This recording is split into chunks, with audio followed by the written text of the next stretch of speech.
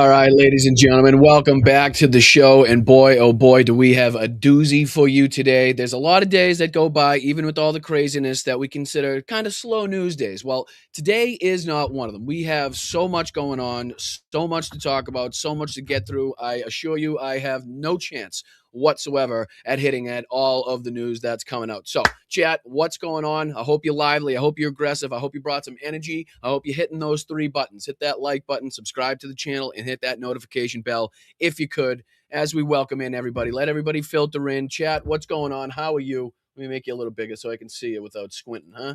That's not fair. That's not fair. I shouldn't have to squint to see my own chat. Where are you? There you guys are. What's happening? How are you guys doing? Peter, starting off with 100 joules, brother. Let's go. How are you? Appreciate you, my friend. Hope you're having a great day. Thank you for starting off in the right direction. Cobalt Chris in there, too. Already with a member for 8 months. Let's fucking go, Chris. Shout out to you, my brother. Appreciate you guys. El Rondo, how are you down there in the chat? What's going on? Flipper, how are you? Dame Dog, good to see you, brother. Shout out to all the patrons last night. Great time during the Zoom. Had a bunch of laughs. I think it was, well deserved, well needed to, again, take a break from all of the ridiculousness that we cover and listen to some comedy, have a couple belly laughs. It was fantastic. So shout out to everybody that joined us last night. You can sign up for that and get access to that at patreon.com/BostonBrian.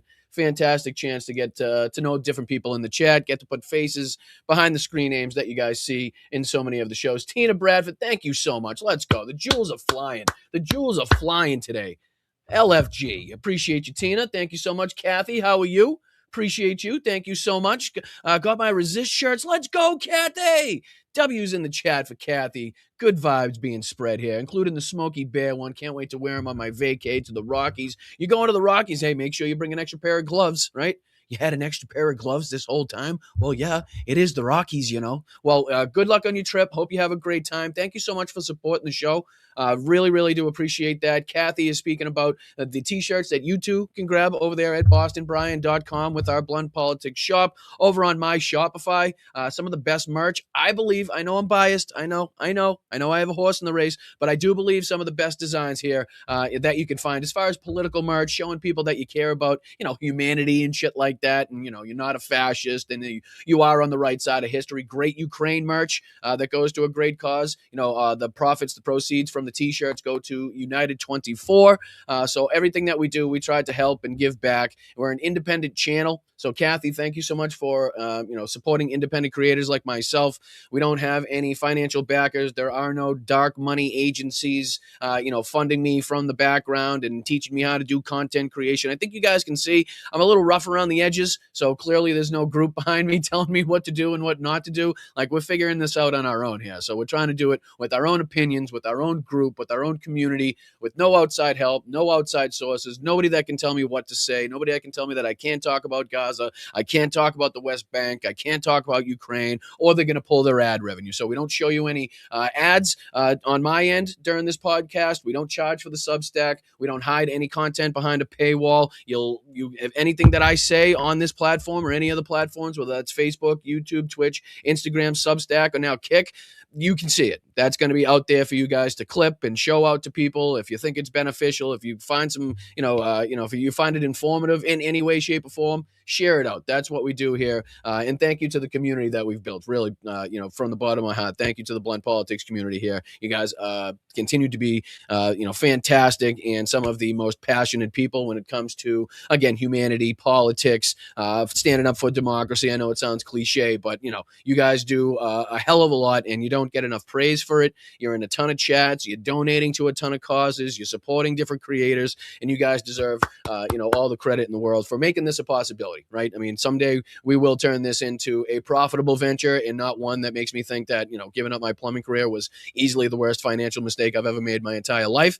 But we're getting through that. We're getting past that. In the chat, you guys bring me back every single day. So thank you so much to everybody that's here. TK, thank you so much. Locomotion, much appreciated. Sarah, Jin, great to see you, my friend. Thank you to Tiff, all the mods. Big salute to all the mods fighting it down there and fighting the good fight down there.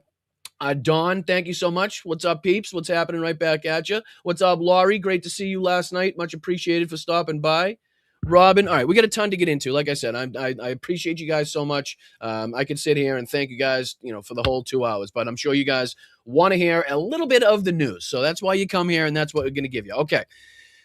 I don't even know, honestly, where to start. I don't. So we got some clips to talk about. We got some stories that are definitely going to piss me and you off. And then we got some things that we just have to talk about. Okay. So we're going to start off with a couple shorter clips. I have a couple short clips from Mike Johnson and Todd Blanche that I have to call out that we have to discuss. And then we're going to get into the economic D-Day, the what is it, Operation Economic Outcast that Scott Bessent in the United States has now put into action, or at least threatened to put into action. No real specifics, very vague in general, no specific timelines or anything like that. But what you can find out is that in Scott Bessent's speech, he readily admitted that if he were to enact this fully, if the United States were to try to go through with this, which is again, sanctioning and going into an economic war, trade war with some of our allies. We're talking about Turkey, Pakistan. We got a bunch of them written down: India, Pakistan, Iraq, China, Russia, Turkey, UAE, Brazil,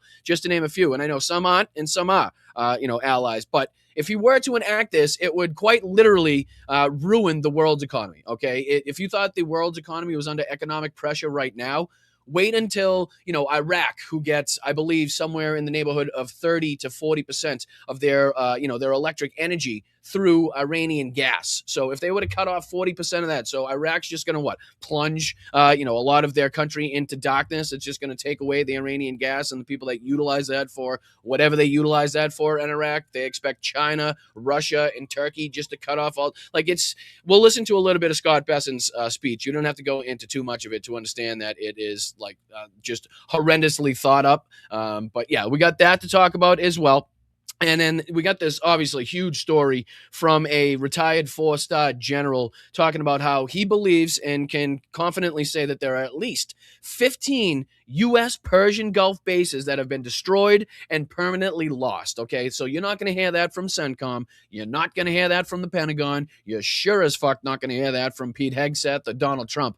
But again, you will hear it here on Blunt Politics and in on a lot of shows just like this that should be covering this story right here. So we'll go into what the retired general said, what that means as far as what you're not hearing from the government, what that means as far as Iran's military capability, and obviously just financial losses.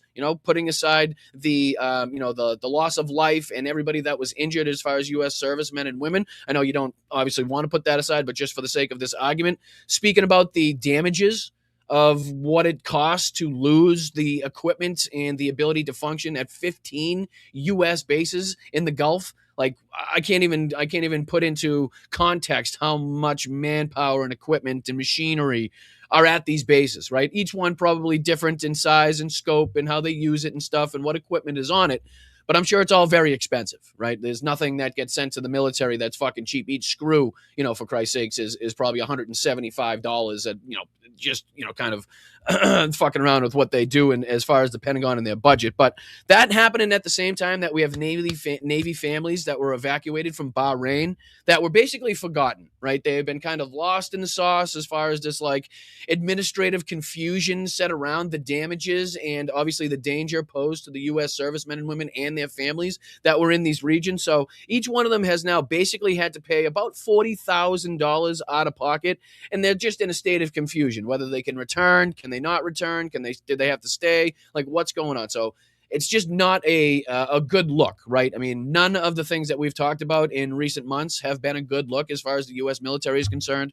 More recently, obviously, what took place on the USS Abraham Lincoln and basically the morale of the troops overall on the ships out there and the problems that they were facing as far as plumbing issues and fires on the ships and obviously the mental mindset of the people and the soldiers that are out there. So we've talked about that, but this is about the family right now. Even the family is in turmoil. Now it's costing the families out of pocket because of the incompetence of this regime. So we got that to talk about.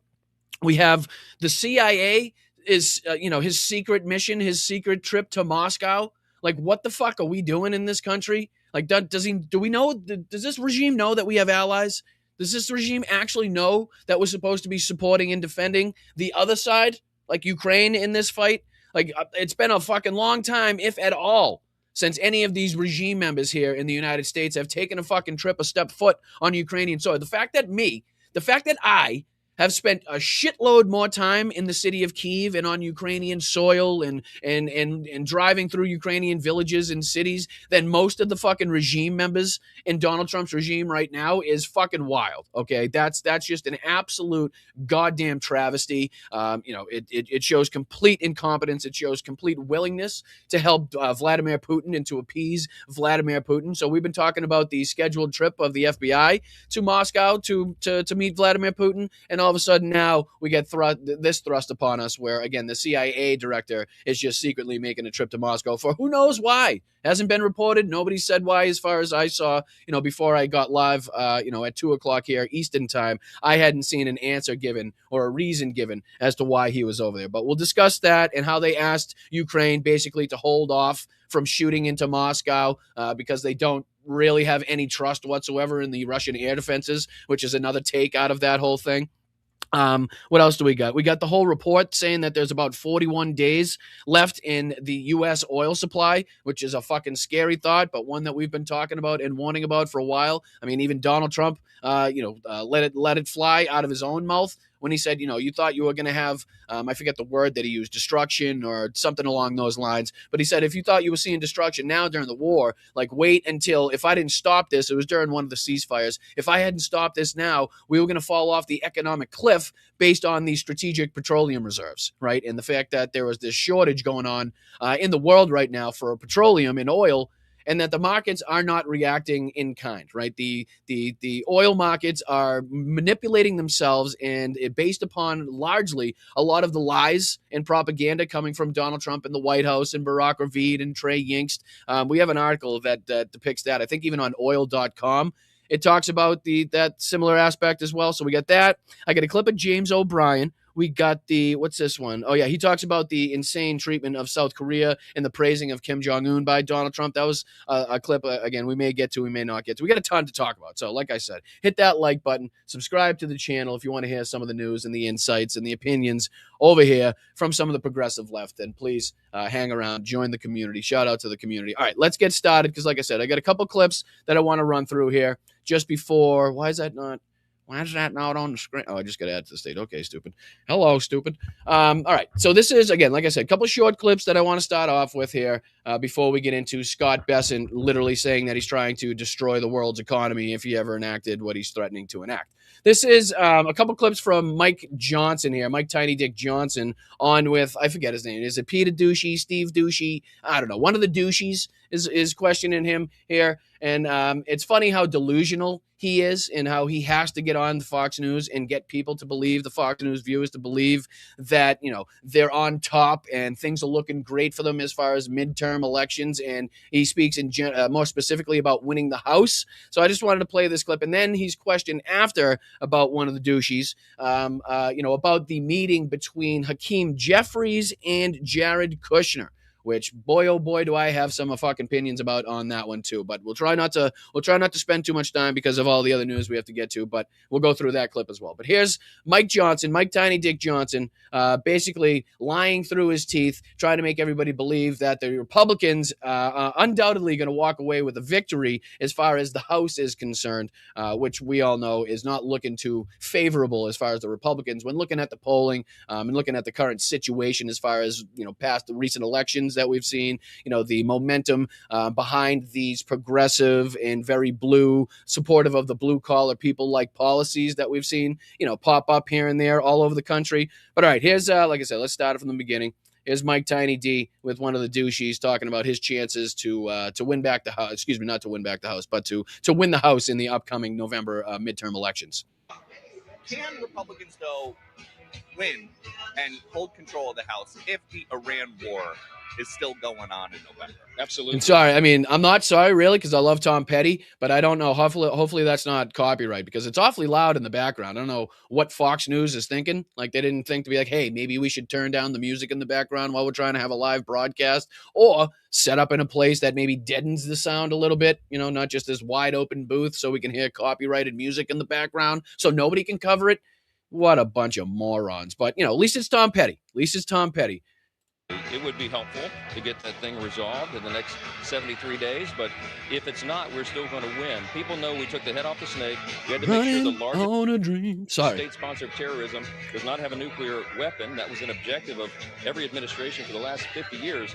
Donald Trump did it, and now we got to resolve that. I think we're going to get into a new phase here very soon. Yeah, new phase. It's the new phase that we're coming up with. And sorry, like I said, the sound sucks. It's my apologies. But basically, he's droning on about the the favorable chances he has and how he has no doubt whatsoever that the Republicans are in a position to take the midterm elections. And the question directly was, can they win if the Iran war hasn't been ended, it hasn't been solved, when midterm elections actually happen. So he thinks that this war can continue to go on. We can continue to see the economic pressure and ramifications that we've seen, the degradation of the security in the Middle East, the damages, obviously, we're going to talk about to the bases in the Gulf nations and everything that goes along with this war. And he thinks that's going to give Republicans a more favorable chance to win in the midterm. So just, delusional stuff, but I just wanted to make sure we call this out and make sure that, everybody knows that that's not the case. That's not where the momentum is swinging. There was another one here, and like I said, I'm not going to touch base on this right now. We will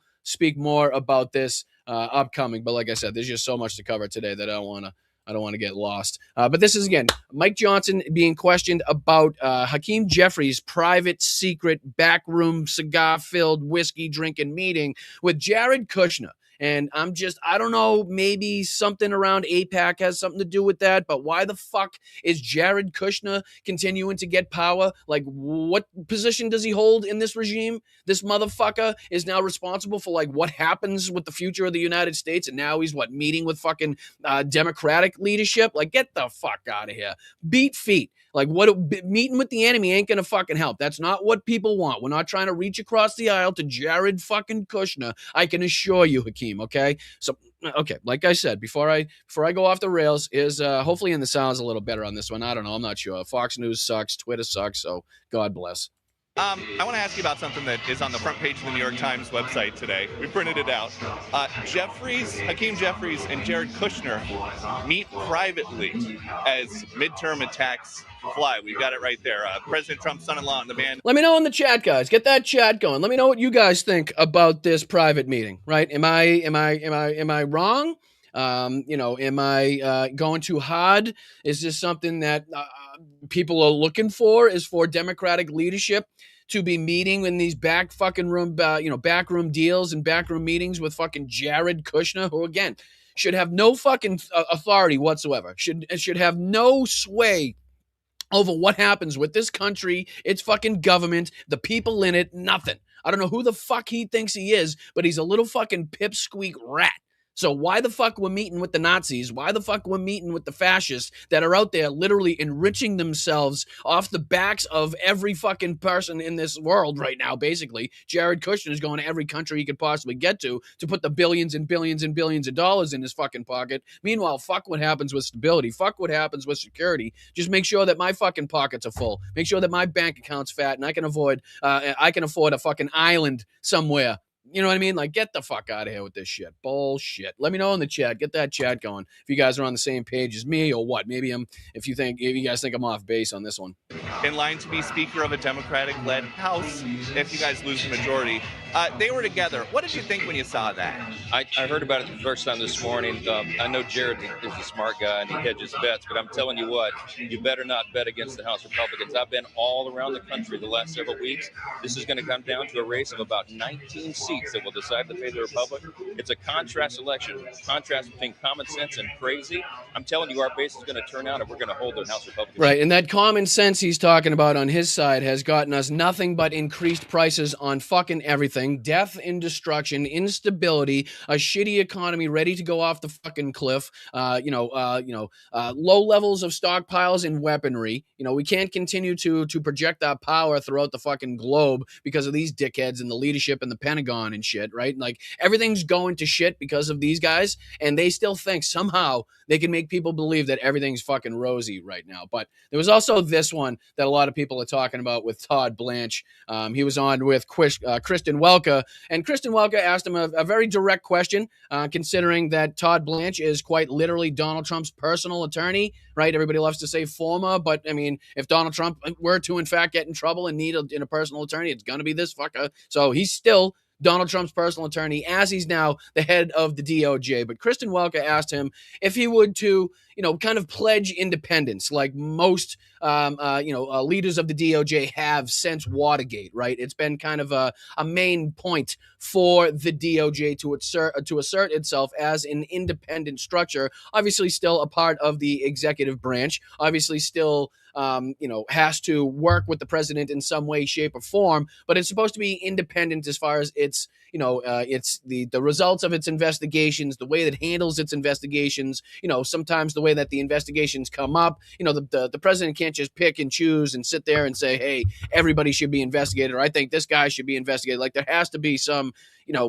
separation between the president of the United States, the office of the president, and obviously the Department of Justice. It's just something that a lot of people look to, because if you don't do that, if you don't have that independence in a lot of these aspects, then there is no trust in the rule of law. Like, obviously it looks like a conflict of interest. Nobody can then trust in what the DOJ does. Nobody can trust in the investigations. So it's a very simple thing to pledge your independence from the president, and to talk about in what areas that independence should be seen, right? Because clearly both being the executive branch have to work together in some way. But as far as taking orders, as far as doing the bidding, right, as far as going after political opponents of the president, as far as putting out propaganda and trying to intimidate the opposite political party, like that's fucking where the independence comes in. That's what people don't want to see. That's what makes people not trust the rule of law. That's what people. That's when people start saying, "Hey, fuck the law," because obviously it doesn't matter, because this guy's in here. He's obviously corrupt. There's obviously a conflict of interest. He's obviously doing the bidding of his boyfriend, his chief, his buddy, Donald Trump, and anything he says anything he says goes. And any political opponent he points the finger at, the DOJ is going to start up an investigation or announce some sort of bullshit that harms their reputation, anything like that. So this is the moment here when he's on with Kristen Welker. And let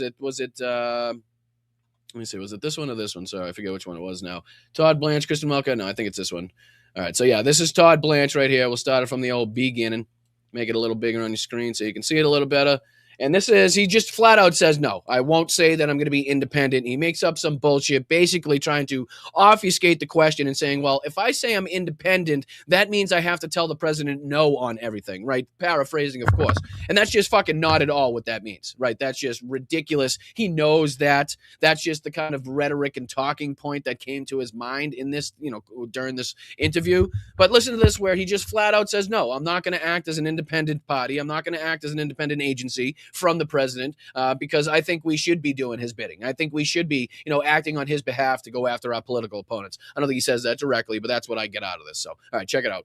Course, used to be President Trump's former personal defense attorney. He is. He's stop with this former. I know he's the fucking head of the DOJ. He is Donald Trump's personal fucking attorney. He didn't get fired, right? He wasn't let go. He just happens to have a higher position closer to the president of the United States with more fucking power. So he is absolutely still the fucking attorney, the personal attorney of the president of the United States, as he's acting, head of the DOJ. Again, the biggest conflict of interest, the biggest red flag you could possibly imagine. The first thing that you'd say, okay, we can't have that happen in a normal political time, would be, okay, this guy's worked side by side with the dude. Like maybe that's not something we should have. Like maybe that's not a good look.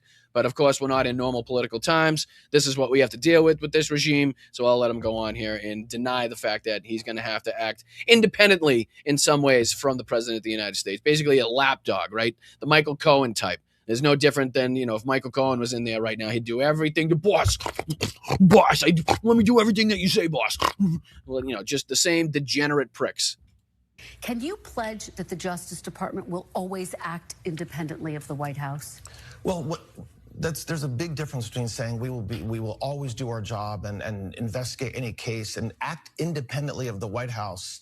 No, I'm not going to pledge that. And no attorney general should ever pledge that. The president, I mean, if I were to pledge, I will be independent of the White House. What that means is that if President Trump says, I want the Department of Justice to go after every violent criminal in this country, which is what he has said, what you're saying to me is I just say, no, sir, not going to do it. So Well, that's not at all what that means. And first off, what makes you think that the violent criminals are not being sought after, right? Like, I'm curious. Shouldn't you be going after them anyway?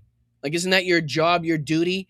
Isn't that like the people that work under you? That's what's supposed to happen. You're supposed to be going after, finding, and prosecuting people that commit crimes in one way or another. Like, why does it? What do you mean? You have to wait for an order from the president of the United States to, hey, arrest the bad guys, go after the bad guys? Like, are you that fucking dense? Are you that stupid that you have to sit around twiddling your fucking thumbs, right? Waiting for the president to be like, hey, go after the guys committing the crimes. That's what you're there for. Like, it just makes absolutely no sense. And no, it doesn't mean you have to say no to what the president says. It just means you can't fucking come out with outcomes of investigations based off what the president wants to see happen. Right? You have to be, the investigations have to be free, right? They have to be separate from the office of the president. They can't be on his behalf and coming from, based off the information that he's given you. Like, that's where the improprieties come in. That's where that conflict of interest, that's where people see the collusion that's happening between the head of the DOJ and the president, and then the rule of law means nothing, right? It's just, obviously they're scheming and concocting, ways in which they could go after their political opponents or anybody that espouses beliefs or policies that they don't agree with, right? Anybody that's vocal or loud online. Right. That's basically what's going on. That's the people that he wants to go after. Somebody in the past, right, that may have said something about Donald Trump or was responsible for, a court case that Donald Trump had to come out to. That's who they're going after. Right. Letitia James. I mean, we've seen it. Comey. That's what's going on. And that's why people now have the mistrust of the rule of law now that Todd Blanche is in here, even more so. Right. Not saying that didn't. That wasn't a thing before Todd Blanche got in there either. So, all right, I think he goes on a little bit. Sorry. I will act with integrity. Our prosecutors will act with integrity. We will prosecute without fear or any sort of favor. And that's exactly what we've been doing. And that's what every Department of Justice should do. Well, I guess big picture, if the president asks you to do something that you feel crosses an ethical or legal line, would you do it?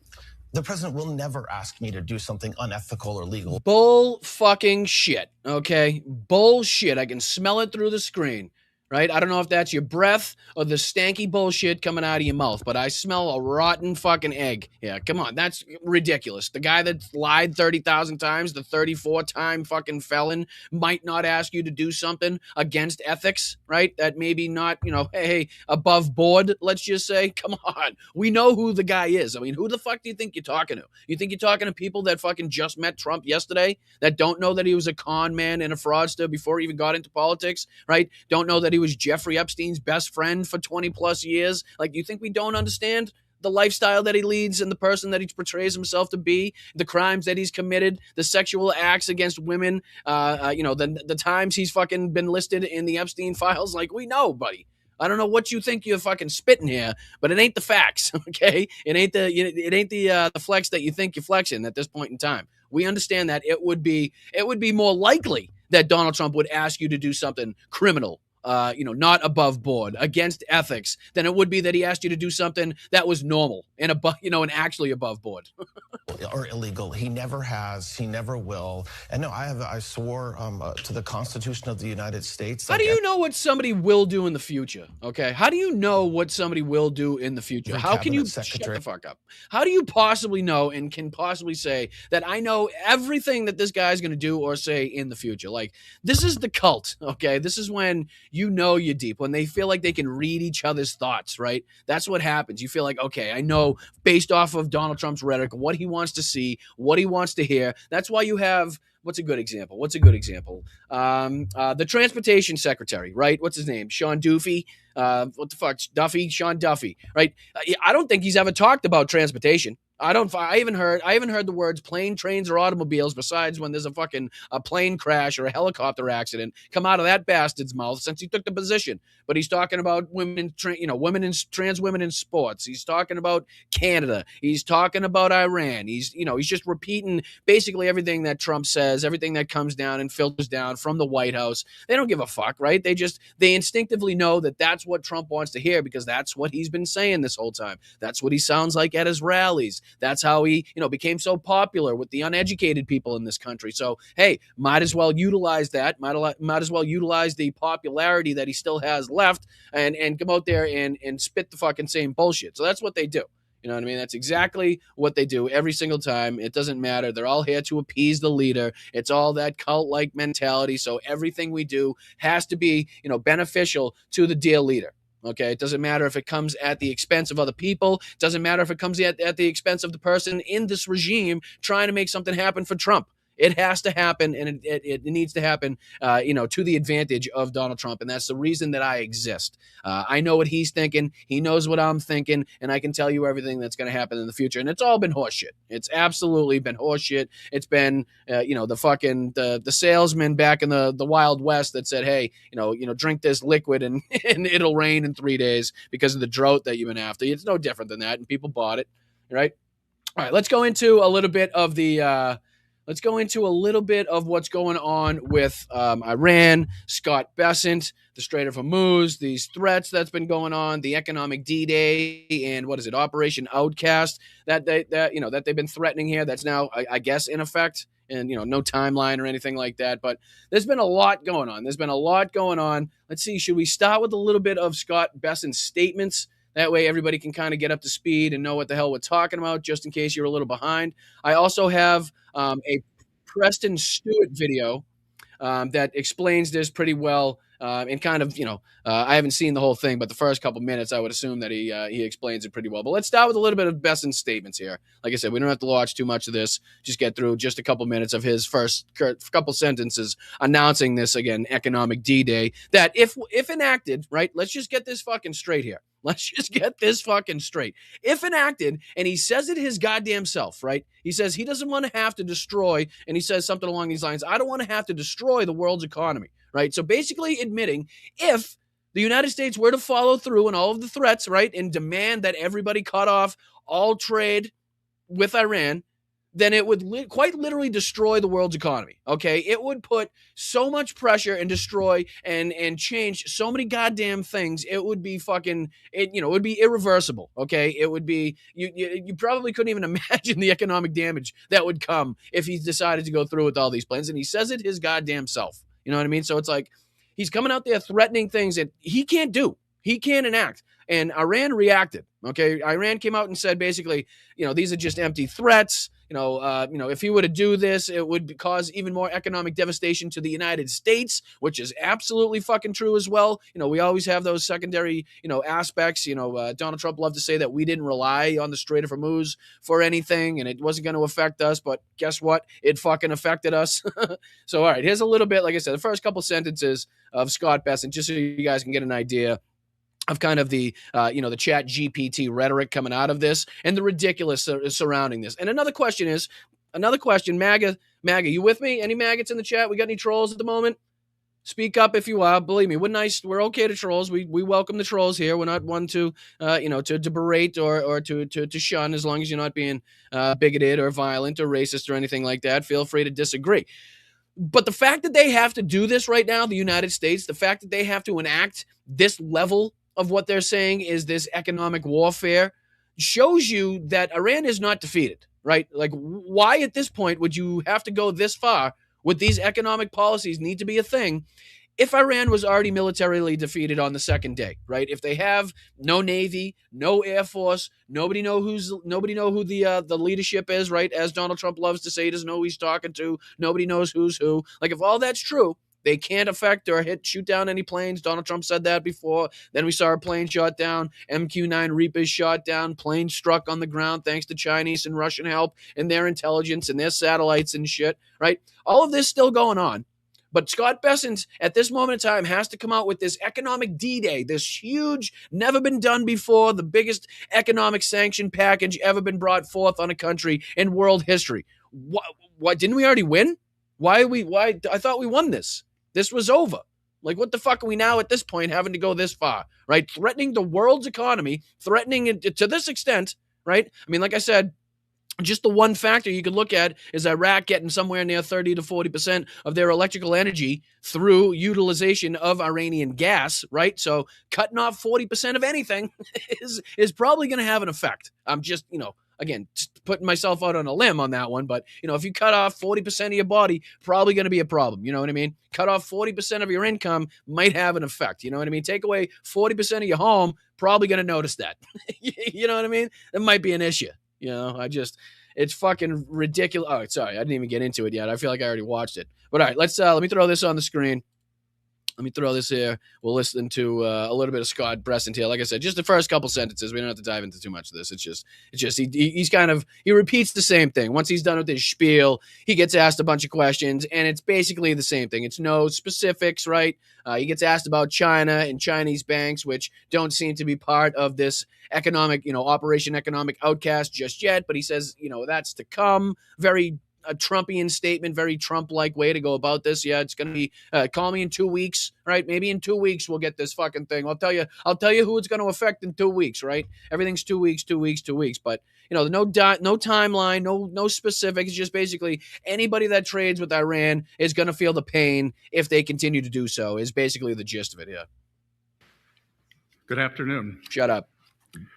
Today, at President Trump's direction, the United States Treasury has begun Operation Economic Outcast, an unprecedented... Does anybody else get the feeling that he's like fucking Martin Short in character? That's I just can't picture this guy. I feel like Martin Short is in like really like the shoes that make you tall, because I know he's not the tallest guy, but I can't help but picture Martin Short doing some like SNL skit. Like every time I hear Scott Bessent talk, who fucking thought it was a good idea to put this guy in front of a camera? I have no idea. Right? I think they thought they were gaining something because he's gay, right? And they can kind of throw that at the left and say, "Oh, look, we're inclusive and we don't mind and shit." But otherwise, I don't see really any other reason, because he's an absolute fucking moron. Okay, let's just be real. He's an absolute moron. He's the worst in front of cameras. And believe me, I'm no Charlie Sheen here, but boy, oh boy, this guy's like grinding your fucking nose up against sandpaper. Campaign against the Islamic Republic of Iran and its enablers. In the Second World War, D-Day marked the historic beginning of a campaign with our allies to target and drive the enemy from its positions. And just think of the think of the irony in this. Let's just think of the irony in this. So he's bringing up and referencing D-Day, right? A day where thousands and thousands, hundreds of thousands of men, pieces of equipment, air power, sea power, everything that you could possibly think of, with different countries all allied together for one mission, coming together, working together to fight the enemy, to take back Europe, to liberate Europe, to defeat the Nazis, to reinstall democracy, like all of that. And he's comparing that to us now literally sanctioning and threatening our allies.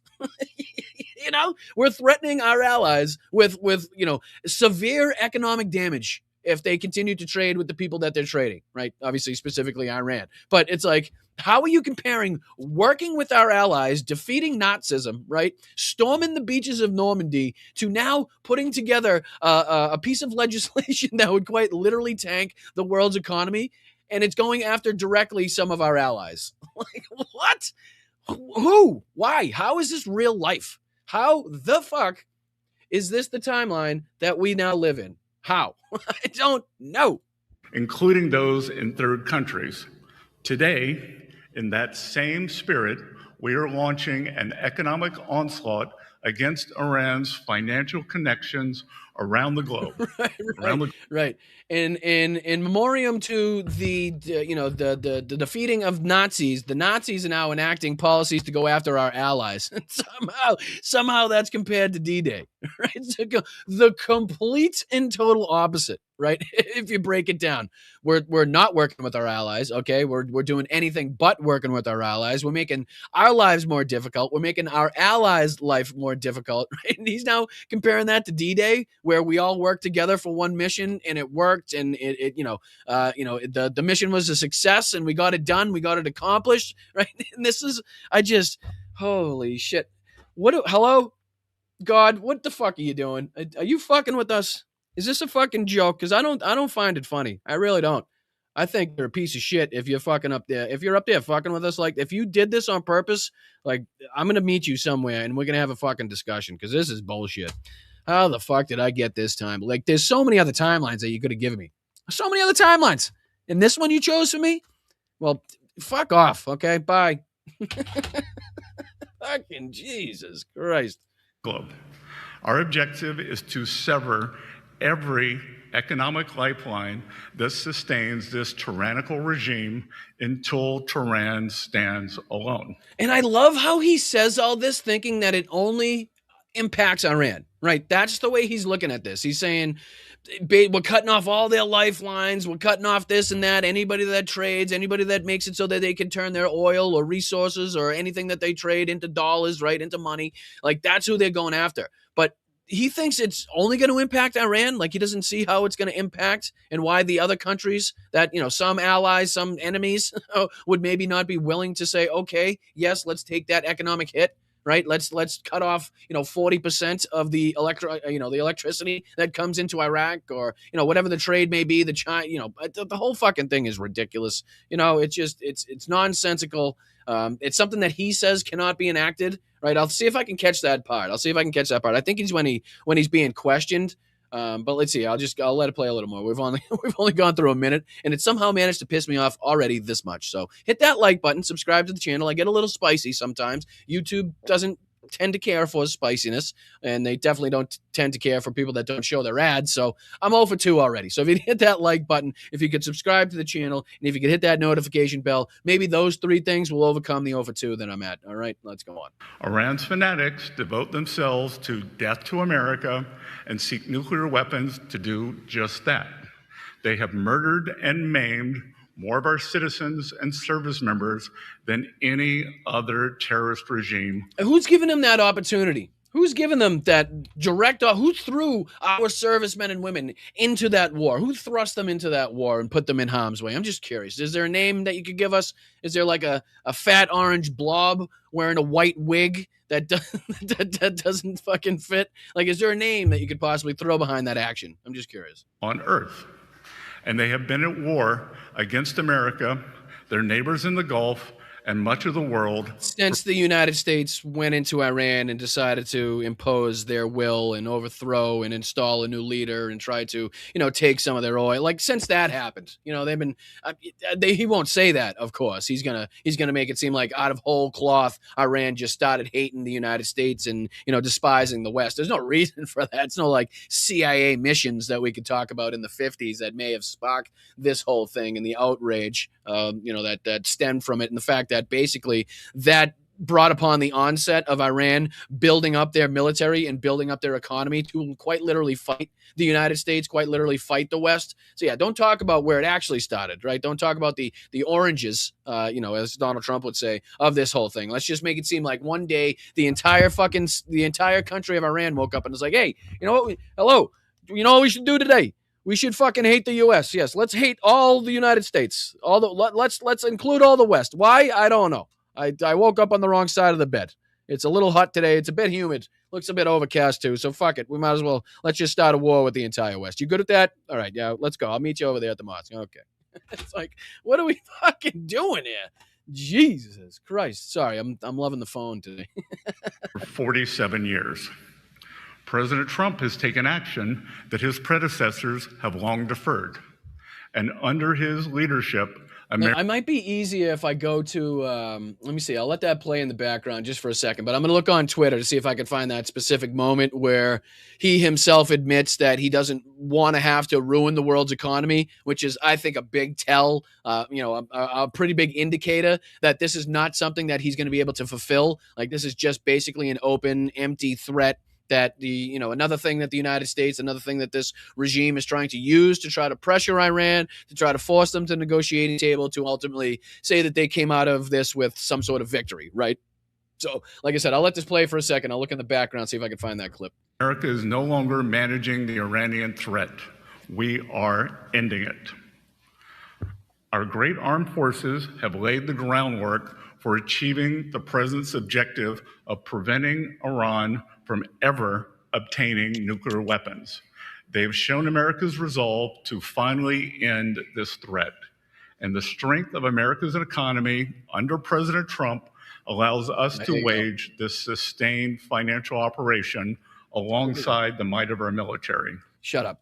All right, so yeah, here's the clip here where Bessent basically says that he doesn't want to, his quote is, he doesn't want to blow up the global financial system, okay? So, again, I was paraphrasing, of course, but I think I got the point across. I think I got the message across. But here's where he's asked this question, and he's admitting, again, just take this for what it is. This is a question of, do you think you can actually get this done? And what would happen if you actually got this done? And he has to admit that he doesn't want to do this, right? This is something that he wishes he didn't have to do, type of thing. He doesn't want to have to blow up the financial system of the world, but it's something that they're thinking about doing.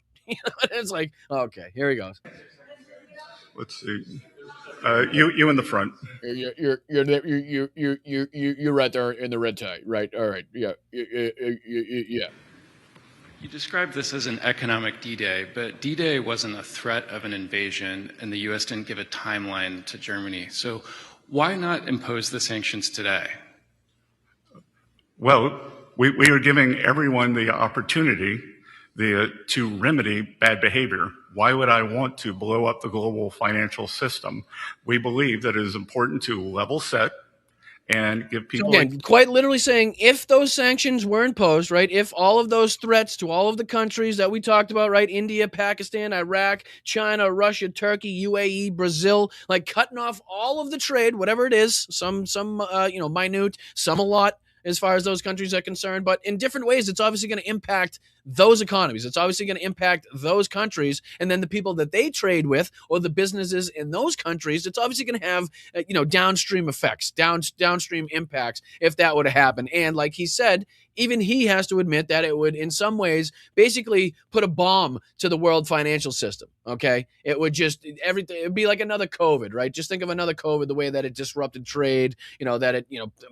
Corporations shut down. People had to find different lenders, different builders, different shippers, different the whole thing was a fucking mess. And that's basically what he's threatening to do. That's the last resort. This is that. It's almost like it's not an economic D-Day. It's an economic nuclear bomb. Okay, that's what this is. It's not economic D-Day. It's not freedom, right? It's not liberation. Okay, it's not cooperation. Okay, it's not aggression. It's not, it's not bravery. It's not stamina. It's not anything of the things that you could talk about that was shown and displayed on D-Day by the fucking heroes that took part in that day, and obviously the missions before and after that. Like that, there's no comparison whatsoever to that. It is much more like a nuclear bomb. It is an economic nuclear bomb that the United States just threatened upon the world financial system. Okay, that's what this is.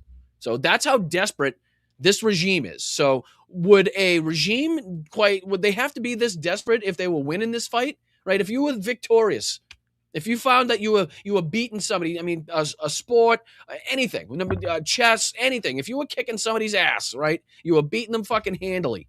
You were up 12-0 in hockey. You were up, fucking 8-0 in soccer, whatever it is, right? Would you have to then go take your nuclear option? You know what I mean? Are you going to, sprint after the other team's, elite athlete and take them out at the knees when you're winning? That's what's trying to happen right here. Like, this is not the display of a victorious nation. This is not a display of a nation that thinks they're in control of a situation. In that situation, obviously being the Strait of Hormuz, the war with Iran. And again, that's not to say that there's not economic pressures hugely being faced by Iran. I mean, we can see the recent reporting of the rial in comparison to the dollar, right? I think it was, 2 million or something fucking outrageous. So clearly they're under it. Nobody's saying that that's not happening. But the problem is, and we continue to reiterate this on Blunt Politics, please hit that like button, subscribe to the channel. If you find some, informative, and educate, something that educates you here, think about sticking around, think about hitting that subscribe button. It would be fantastic. But we talk about a lot that it's just, I don't know. It's fucking, there's so much going on in the background. And the fact that they think this displays like a victorious nation and a nation that's in control of the situation is just wild to me. It really is, because it doesn't project power. Scott Bessent doesn't fucking project power, even if what he was saying was true, right? Even if what he was saying wasn't asinine and crazy, like, he still doesn't project power to me. I don't think that Iran would see him, or Xi Jinping would see him, or Vladimir Putin would see him and be like, ooh, quivering in my boots here. Maybe I shouldn't fuck with the United States or their allies. I don't think that's quite the message that's being sent with Scott Bessent. But let me see if there's anything else from this clip. If not, we can go on. Cure period, but they should know that that will move very quickly and that we are serious. Secondary sanctions are a very powerful tool. And we here at Treasury, this is Gene Lang, the acting undersecretary for terrorism finance.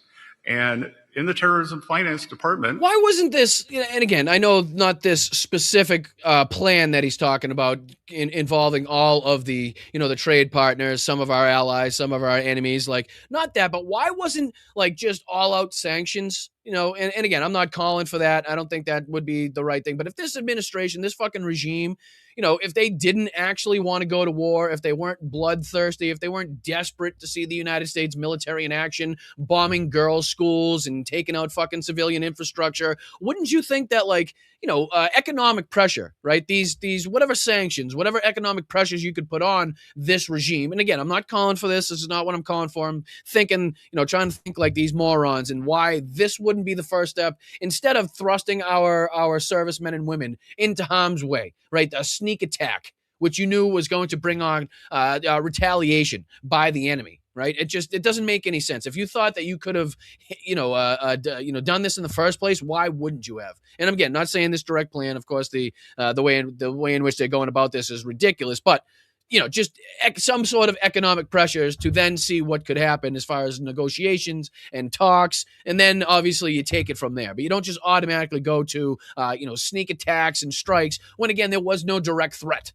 We were not under a direct threat. There was no nuclear bomb aimed at the United States. None of that was fucking true. Benjamin Netanyahu for 35 goddamn years has been trying to talk to U.S. presidents into doing exactly what Donald Trump did, and they've all said no. They've all told him to fucking pound sand. You're an idiot. You come to me and they say they're going to have it in 2 days. No, it's going to be 2 weeks. No, it's going to be 2 months. They had one yesterday. They're going to have 11, 13 they're building. Like, shut the fuck up, Bibi. And at OFAC, the reason we are able to use secondary sanctions is because we do not take their use lightly. All right, let's go through a couple of these, too, because the Hormuz had some pretty good things that I wanted to talk about here. The Hormuz letter over here on Twitter. So this is where we left off on the last show, right? We were talking about the discrepancies between what Donald Trump and Tiny Dick Mike Johnson are talking about as far as the amount of oil. I even think, hold on. Let me find that clip. I got to find that clip. This is great. I might even have it pulled up. But just in case, I'm going to look for it again. Because Mike Johnson, Tiny Dick Mike, right, said he actually thinks that 18 million barrels of oil got through the strait in one day. In one goddamn day. Hold on. Mike, Tiny Dick. Oh, that's not it. Hold on. Nope, sorry. Mike Johnson, sorry. Let's see, 18 million. Maybe that'll do it. Maybe that'll bring it up. I swear he says it. It might be on with Douchey, if I'm not mistaken. Let me see here. Give me a second. Talk amongst yourselves, chat. 18 million. No, I shouldn't just do that. 18 million barrels. Maybe that'll do it. 18 million barrels. Hormuz. Maybe that'll narrow it down. Because I know he said it, and I think there's about 18 million barrels coming through a night. Like, shut the fuck up. You're an absolute moron. Let's see here. That's not Mike Johnson, though. Was it that one? Because we showed you the chart, and I'll show you it again in 2 seconds. No, I'm not going to be able to find it in time. But there's a clip out there of Mike Johnson quite literally saying that he thinks 18 million barrels of oil traveled through the Strait of Hormuz. When, again, we've been talking about the huge discrepancy between what Donald Trump and this regime has been saying is getting through, and what the experts that are watching it through satellite imagery, through the transponders, and obviously these the VLCCs, even when they turn their transponders off, are so goddamn large that they can be seen. I think this might be the. Let's see here. What's this say? It's official. Iran is slowly realizing that President Trump of the U.S., of course, this is from a Trump sycophant, so take this with a grain of salt. I'm just saying what they're claiming. Some nights hit 15 to 20 million. Fuck off. You're an absolute just living in a there's President Donald Trump's post here. 16 million barrels of oil just moved through the Strait of Hormuz overnight. Bullshit. Absolute horseshit. As you can see, let me throw this back on your screen because we had this set up from the other day. Was it this one? Yeah, it was this one.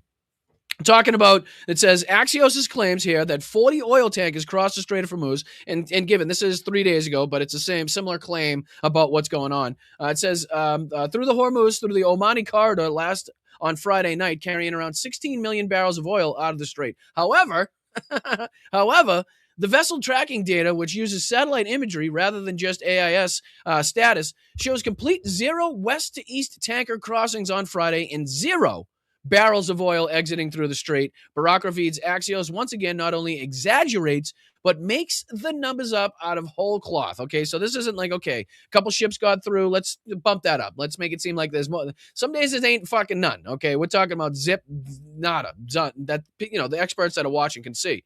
And there's a couple more of these that I want to talk about. We'll kind of try to work ourselves up to the current timeline as far as these reports are concerned. But there's a couple bangers here.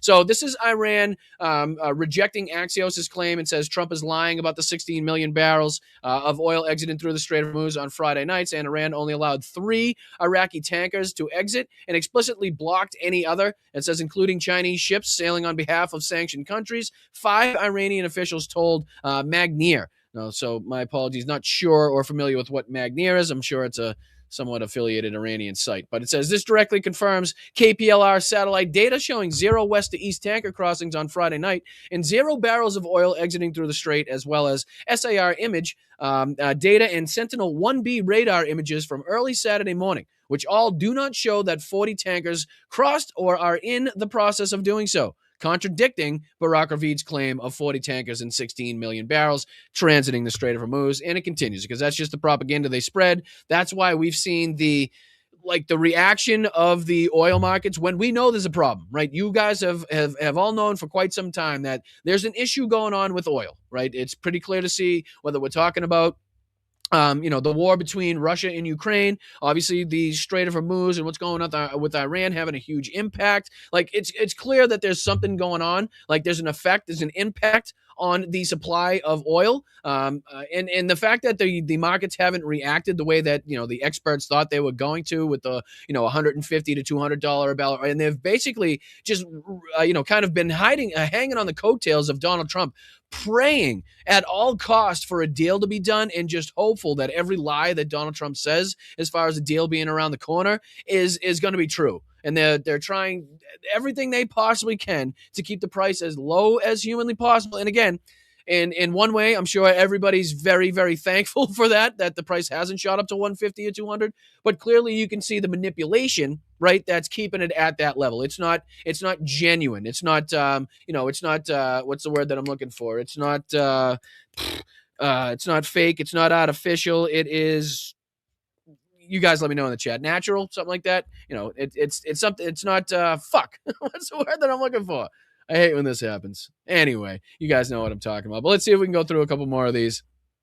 This is again where they say they're going to respond with an earthquake-like retaliation in response to Trump's economic warfare. So in response to Scott Bessent's policies that we just heard. So directly warning all Gulf countries not to join the economic war and saying Iran will strike all U.S.-backed Gulf energy infrastructure and Hormuz bypass oil routes, including Yanbu and Fujairah. Iran's SNSC chief Razai told RIIB. Iran adds, quote, if neighboring countries of Iran join the economic war with the Americans, not a single drop of oil will leave the Persian Gulf and the Strait of Hormuz. We will also target other routes through which oil is exported from the Persian Gulf. Iran says it, quote, so far has only targeted military bases and has not attacked any U.S. economic interest, but if they choose to escalate to an economic war, we are prepared to target all American oil and economic companies in the region. Once again, not showing me a country that's willing to bow down, okay? Not showing me a country that's on the verge of capitulation as far as that's concerned. So we'll continue here. There's more coming from this. It says, and this is unrelated, but I think we should be talking about this as well. It says Trump made over 1,000 stock trades in June alone, worth up to $263 million tied to market events that he created. So again, we're talking about market manipulation, so it does fit right in to this whole thing, to the way that the market's been manipulated as far as oil, the way that he manipulates the market to, again, pad his bank account, all of these things, all of the crypto, obviously. So 1,000 stock trades by the President of the United States in June alone, worth up to $263 million, tied to things that he enacted, tied to things that he made happen. Unfucking believable. He's quite literally creating situations to make himself money, okay? Often buying and selling the same security on the same day after the event was over. So this is coming from new government ethics filing. Recent purchases include Visa, Berkshire Hathaway, MasterCard, Cintas, following 3,642 trades involving stocks of public companies between January 1st and March 31st. Trump also made more than 21,000 security trades in 2025 in bursts tied to market events he created, with the total value between $600 million and $1.86 billion, occasionally buying and selling the same security on the same day. So again, keep with more billions stolen and added to the fucking coffers of this corrupt prick, okay? The most corrupt administration ever in the history of this country. In the 250 years this thing has been a thing, you will struggle to find a human being more corrupt than Donald Trump. Never mind a U.S. administration. Never mind somebody holding the office of the President of the United States. It's going to be very difficult for you to do. So it says the White House claims that Trump's trades pose, quote, no conflict of interest. So he posts something on Truth Social. He's got already the stock trades out there ready because he says, I'm going to do this and say this on Truth Social. So the people taking care of his accounts that he calls directly, I have no fucking doubt, right? Says, okay, I'm going to tweet about Cintas. I'm going to tweet about Berkshire Hathaway. I'm going to tell people to buy stock in that, and my idiots will go do so. So the stock's going to go shooting up. And then when it looks like it's going to come back down, we'll sell it and we'll keep the money. So he's done this thousands and thousands of times already in this second term. And again, it says here that, what's it say? It says the White House claims Trump trades pose no conflict of interest, and they're independently managed, coming amid Trump already being sued in federal court over Trump media selling advance access to his Truth Social post, which we've talked about here.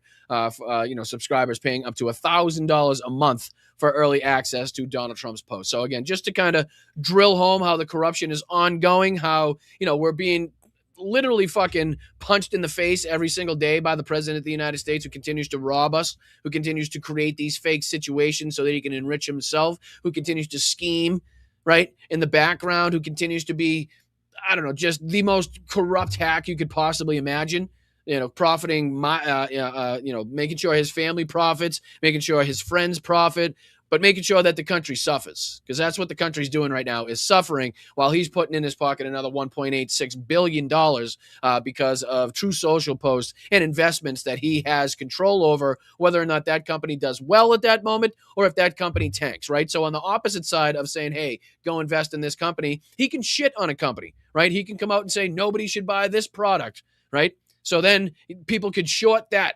That's another way in which they could make money. So they know if Donald Trump comes out and says that this product sucks or this company sucks, to some extent, people are going to react to that. And then you could actually fucking manipulate that reaction and make money off it either way. right? Whether they're gaining or whether they're losing. You can short it or you can invest in it and make money that way. So it never stops. The 1% are taking advantage of this. Donald Trump's allies and cohorts and criminal fucking, criminal relationships and criminal fucking people surrounding him are all taking advantage of this. You can be sure it's not normal everyday people paying $100,000 a month for early access to Donald Trump's Truth Social post so they can manipulate that in the market. So we go on. That was all from one day, by the way. All those posts that we just read were from one day of news.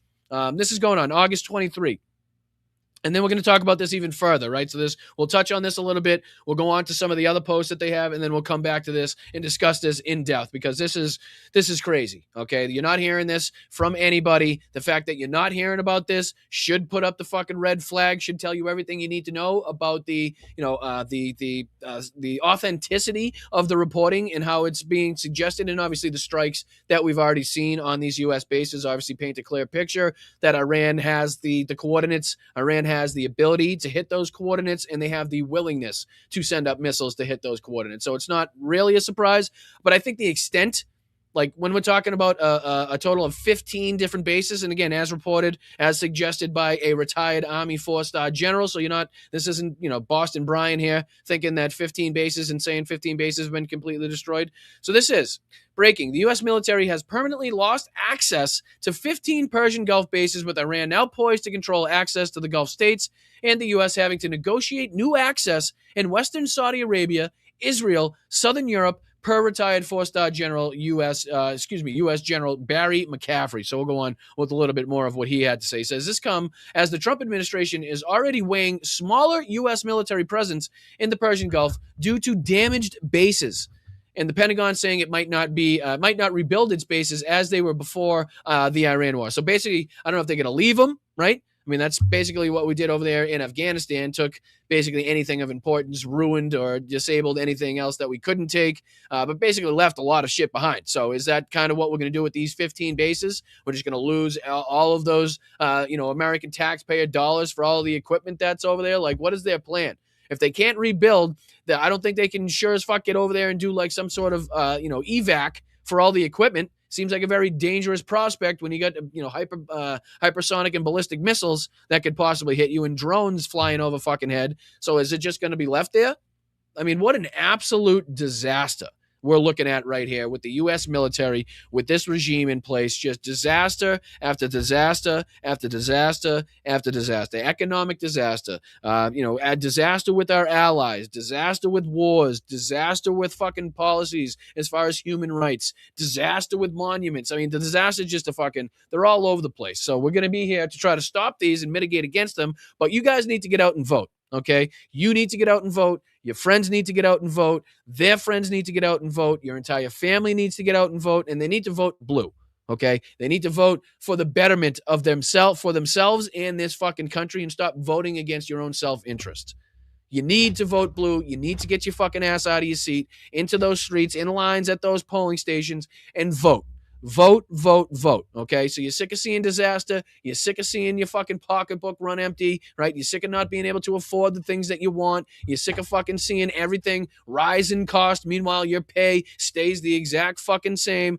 Get out and vote. Vote blue. Get angry in the chats. Get out and vote. Get angry in the chats. Get out and vote, people. Please. That's what I'm telling you. That's my spiel to everybody right now. I know this sucks. I know what we're going through is ridiculous. It's asinine. It will be remembered in history as one of the most fucking ridiculous timelines that you could possibly imagine. That's all true. All fucking true. There's been worse positions, though. Gotta say. There's been worse times. You know what I mean? And the planet has made it out of it. We've made it through, and we absolutely will this time, right? We just have to mitigate the damages. We have to call out the bullshit, make sure that the gaslighting isn't working on people, make people recognize the propaganda where it is, whether we're calling out Tim Pool, Benny Johnson, talking about the news here. It's all very important, and it's all, because of people like you guys in the chat that want to hear this, that are engaged, that are supportive of these policies over here on the left, that want to make sure you guys know and understand the facts and what's happening every day. Like, it's all due to you guys. So much appreciated. But the final step in all of this, the final step in chatting and being a part of this community and watching this show for so long, which I am so grateful for, is getting out to that voting booth, okay? Casting your ballot for the person that's going to make your life better. and I can fucking absolutely assure you it is not a Republican. So vote blue, right? Please get out and vote. That's how we stop this shit. That's how we take back power. That's how we start putting handcuffs on some of these criminals. That's how we start having these fucking trials. That's how we start having these investigations. If you want to see that happen, if you want to see these fucking people in some way, shape, or form, hopefully, fingers crossed, face some accountability, then get the fuck out and vote and make sure you vote blue. All right, let's go on. Let's see here. So again, like I said, we'll go back to that story with the 15 bases in just a second here because that's a doozy. That is a doozy. So it says here, August 23rd, U.S. service member casualties in the Iran war have just jumped to 774 wounded or killed after the Pentagon added scores of new troops to the wounded list in the last few days, per the Washington Post. So this is something we've seen throughout this war. The Pentagon, CENTCOM trying to manipulate situations, trying to manipulate details to try to categorize whether or not the soldiers were, actually harmed during these, during this engagement, or, kind of how they have to list it so they can minimize the amount of casualties, injuries that they have to announce to the public. So they've done everything they possibly can to try to keep that number low. Not saying to keep the number low as far as people injured, but keep the number low as far as the amount that the public know have been injured. Right. So that's a totally different thing. They didn't send over added equipment, right? They didn't send over added air defenses. They didn't fucking adequately train and fill in the troops over there on these Gulf nation bases saying, hey, guess what? You're going to have to fucking suit up and boot up and make sure that you guys are defended against these attacks that are likely to come because we're preparing this sneak attack. And they've said already a million times that they'd strike our bases. That didn't happen. We've heard from many soldiers that have come out and talked about the fact that they didn't even hear sirens some of the times when they got hit with the missiles, right? There was no, they didn't build up any fucking huge defenses around their areas. There was no added air defenses sent in. Nothing along those lines. They thought it was going to be a walk in the park, right? They thought it was going to be a fucking piece of cake going in there and just, making sure that the regime was killed or the regime was changed, and to overthrow this and to strike their nuclear and all that. They thought it was going to be a cakewalk, and that's just not what they've fucking faced, okay? They've had the complete and total opposite situation, and they don't know how to handle it. They have not known how to respond to this since the moment they knew they fucked up, since the moment they knew this wasn't going to be a 24, 48-hour event. Obviously, now we were going to be looking much longer down the road, costing exorbitantly more as far as financially, as far as the cost of the war. Obviously, the cost as far as human life would then go up as far as, how long the war was going on. All of that they were facing. They didn't know how to react to. So, all right, let's continue. Because there was a bunch of these. There was Iran announces the discovery of major gas reserves with over 165 billion. That's not so much, important in what we're trying to talk about here. I just want to see if there's any more, and then we can go on and dig into a little bit more about the 15 bases. Let's see here. Iran directly warns every country worldwide against participating or supporting the U.S. economic war tomorrow. Considers participating in official act of war against Iran. So obviously, clearly more threats from people saying that and we've already heard reporting suggesting that these countries have already told the United States basically to piss off. They've already thrown up the middle finger and been like, yeah, I don't care what the fuck you're saying. We're not going to follow along with your rules there. You don't own us, right? You can't tell us that we have to take an economic hit because of, whatever fucking problems you have with Iran. And again, this is when Scott Bessent was announcing this, the single greatest financial offensive ever marshaled against an adversary, said Scott Bessent. Again, this Chat GPT bullshit that he tried to come out and make himself look like a tough guy. See if there's anything else here. Here's China responding. China directly responds to U.S. Treasury Secretary Bessent's secondary sanctions threat, saying, quote, we are monitoring U.S. threats to impose sanctions on Iran and will do what is necessary to protect our rights and interests. Sanctions and pressures tactics do not help in resolving issues. So again, not saying, yes, the United States, we're going to obey, we'll cut off all trade. It also goes on to say that this comes as Bessent yesterday threatened, and we already heard that, so no need to go into any more of Bessent's statement as far as that's concerned. He was talking about a couple of Chinese banks that could possibly at some point be sanctioned, but again, no specifics, no definites, no guarantees on that. Let's see here. That's about the fight we have going on with Canada, which is now, again, how ridiculous is this, guys? Can we touch on the fact that, Donald Trump is now talking about, Lake Ontario, that he wants to make Lake America now? Just let that settle in your brain for a second. Yep, that's a thing. That's a thing. That's a thing. But all right, let's go on. Let's go on. All right, this is where we start the really dangerous reporting. This is saying that the U.S. now has just 41 days of crude oil inventory left, the lowest level in half a century.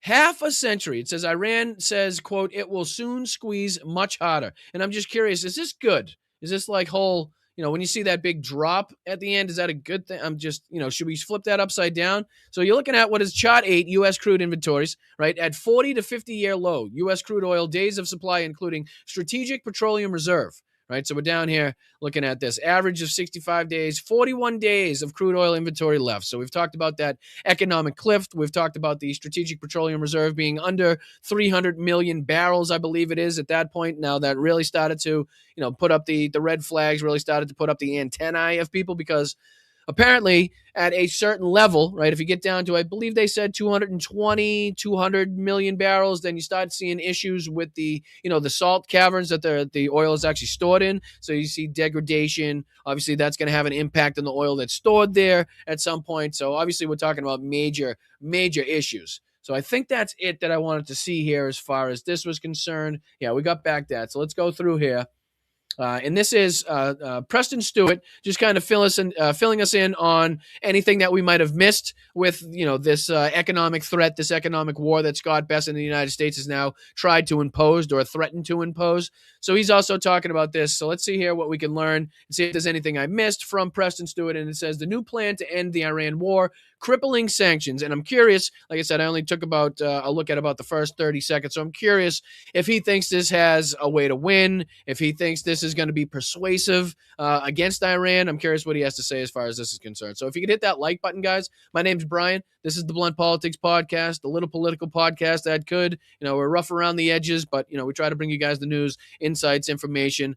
We try to do it in a community-friendly, family type of way where, we kind of just are shooting the shit, shooting from the hip, and we don't hold back, okay? That's why we call it Blunt Politics. We're not, not beating around the bush. We're not here to bullshit you. We're not here to lie to you. We're not here to propagandize. We're here to talk about and hopefully defeat at all costs this fascist regime that we now have in power, and to mitigate any of the damages that they're doing to not only the United States, but obviously the world at large at this point. I mean, it's asinine.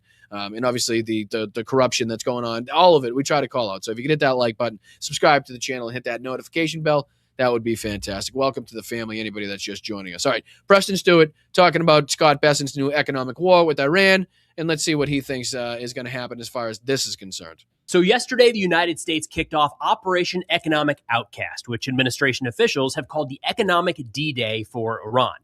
Overall, the response was meh, with some in Iran even saying that this is just another empty threat by President Trump.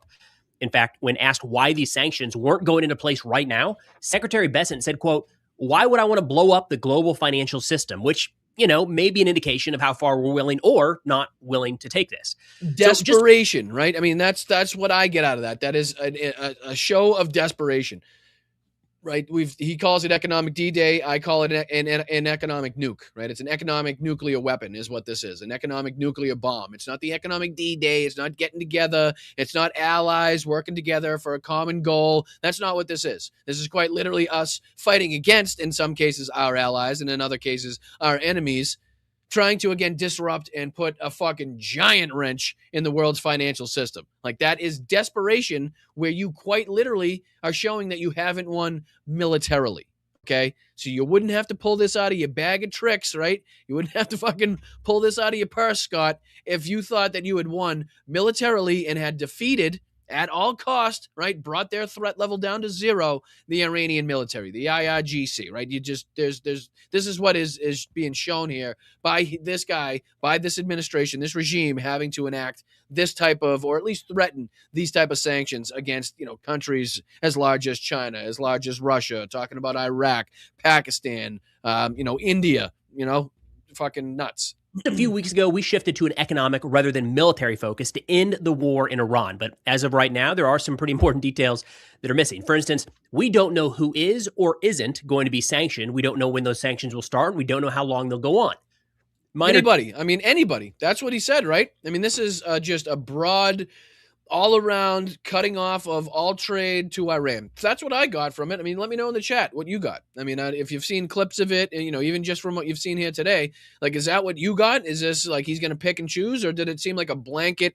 Anybody that trades with Iran is going to get hit with sanctions, is going to see some economic ramifications, is going to see some punishment from the United States. That's what I got from it. So that's why it's so wild. It doesn't seem to be targeted. It doesn't seem to have any specific details. It's just a broad, hey, we're gonna fuck shit up. You know what I mean? Hey, we're gonna blow up the world economy because we can't win this war militarily. That's what I got from that. Details. Now, in terms of what we do know, 2 days ago, Secretary Bessent wrote an article in the Financial Times comparing this to D-Day, the storming of Normandy beaches back in 1944.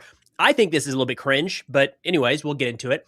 He said, "At dawn begins." No, I wish you went a little bit further on that, Preston. Really, a lot of respect for what you do, your coverage. Appreciate you coming on the show, but I feel like there's a lot more in that. Your knowledge of history, your relationship and career in the military, right? I mean, come on. Comparing that to D-Day is a slap in the fucking face to every American and to every ally that risked his life, that served on those beaches, that spent time on the ships, that helped equipment get from the ships to the fucking shores, to build the mulberries, right? Anybody that took part in that in any way, shape, or form, to the guy that let the ropes off of the fucking Navy ships that left that day. Okay, the comparison to that is asinine, is ridiculous, is disrespectful, downright fucking ignorant is what that is. Okay, this in no way, shape, or form relates to, compares to, is like D-Day in any way, shape, or form, and it's fucking ridiculous, and it's a slap in the face to every veteran, to anybody that served in that fucking war, to think it is in any way comparable. To have Scott Bessent call it that, right? Even just the calling of recalling of D-Day as this economic D-Day, as he said, is a slap in the face, is disrespectful, because this is, causing harm to the world, okay? When we were trying to do the complete and total opposite on fucking D-Day, we were trying to reverse the harm that the Nazis have caused, right? That the political situation in Europe had led to. Like, get the fuck out of here. Not you, Preston, not you, Scott Bessent, but I do wish you had elaborated a little bit more on how asinine, ridiculous, disrespectful, and disgusting, that comparison is. So, but other than that, I have no opinion. Economic D-Day, the single greatest financial offensive ever marshaled against an adversary.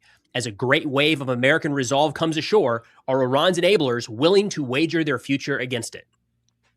Again, like, this is sanctions. Come on. I feel like we don't need to give a military speech and hype it up to the Allied landings in World War II to free Europe from Nazi Germany as a comparison here.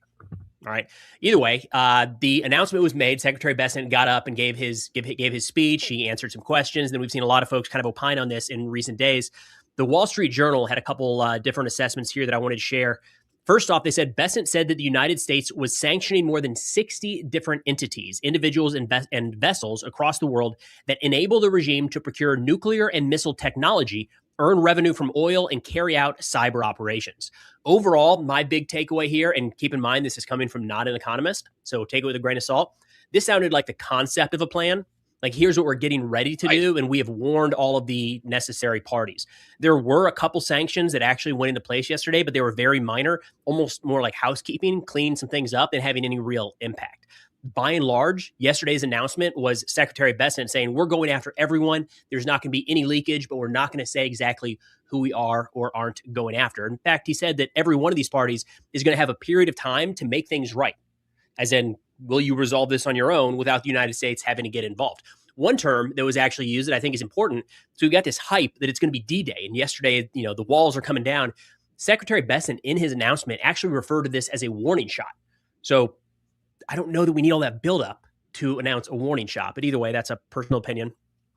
The Wall Street Journal continued, saying unmentioned in Scott Bessent's speech announcing Operation Economic Outcast was the country that has enabled Iran to withstand years of American pressure, China.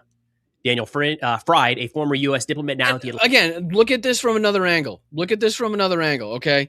Donald Trump just went hat in hand, kissing the boots right?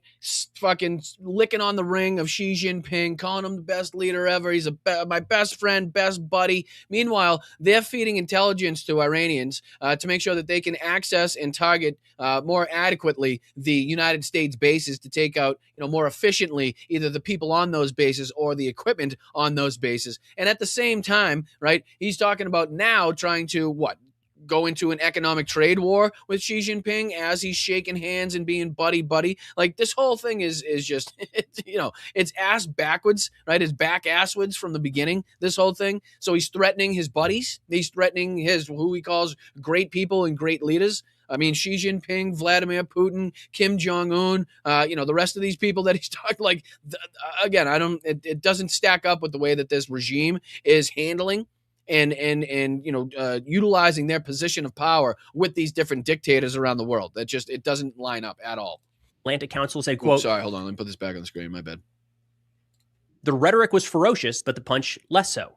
Dealing a crippling blow to Iran's economy would probably require taking on big Chinese firms and banks. And the Wall Street Journal added that whether Chinese banks and refineries judge Bessent's threats as credible will be critical to this new operation. And the best we read earlier, the statement coming from China basically said they were monitoring the situation and they were going to make sure that they, secured their rights and secured, the things that were obviously important to them. So not at all saying, okay, yes, United States, we're going to bow down to your needs and will and demands and all that shit. Not at all. You know what I mean? That I've seen on this so far is this not a complete backing out or taco. Oh, thank you, Brooke.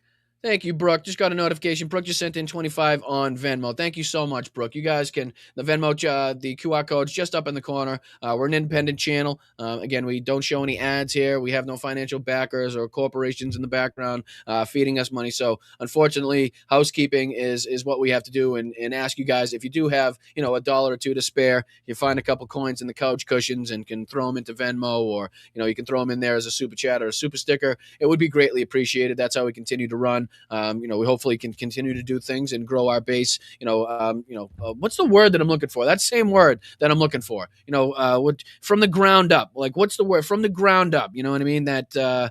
Anyway, you know what I'm talking about. If you could help us continue to grow, that would be fantastic. I can't think of that one word. Come on, what's the word, Chad? Hit me.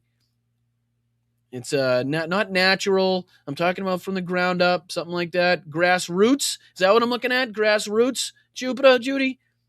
I don't know. I think so. Organically. Yep, that's what I'm looking for. Who said it? John Smith got it.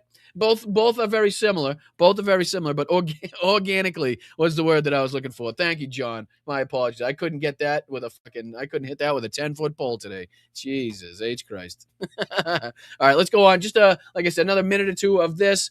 See what else he's calling out. Any of the craziness that we may have missed. And then we'll jump on to our next story, which is the retired 4-star general talking about those 15 bases and what's going on with that. So stick around so we can talk about that. Term has been used recently, but it's also not economic D-Day. It's something in the middle, because if we actually see through on some of these threats and actually follow what Secretary Bessent is saying and do these things across the board and don't leave anybody exempt, Russia or China, it will be significant. But we haven't done that yet. So as of now, it is still just a threat. In fact, there was one reporter right up front that asked, I think, a great question. It's probably on everyone's mind. It was on my mind as this was coming together. He said, hey, why are you calling this D-Day when it sounds more like you're announcing plans and a timeline? That's not what happened back in 1944. Yeah. I don't remember, and he's going to play the clip, but I don't remember FDR coming out. I don't remember MacArthur coming out or Patton coming out and be like, yeah, just so you know, Germany, we'll be there June 6th. Okay, we should show up about roughly 5 a.m. So if you could be there with all your people, if you could bring as many tanks as you want, but we're just going to let you know that this is what we're going to do. Like, I don't think that's how it went.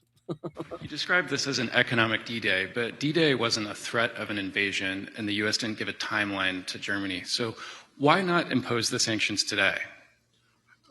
Well, we are giving everyone the opportunity to remedy bad behavior. Why would I want to blow up the global financial system? We believe that it is important to level set and give people a cure period, but they should know that that will move very quickly and that we are serious. Secondary sanctions are a very powerful tool And He's we hear just the least intimidating person you could possibly put in front of a camera. Like, he belongs at fucking Bed Bath and Beyond, okay? Bath and Body Works with an apron on. That's where I feel like I'd find Scott Bessent, okay? What's the Pottery Barn? He'd be at the Pottery Barn. Take me to the Pottery Barn. Fucking Scott's working today. You know what I mean? I just why they're putting him out in front of the cameras to project power, right? To make it seem like he's a big, strong, tough guy is, I don't know. Like, are they running out? Is this the best they got? Right, the bottom of the barrel for now for this regime. Treasury. This is Gene Lang. I'm curious what Preston says about him admitting the fact that this would basically ruin the financial system here. I'm just curious, and then we can go on to we'll go on talking about the 15 bases that the general said have been basically destroyed and are no longer accessible to the United States, which is, I don't know, I'd say pretty significant. You know what I mean? But who am I?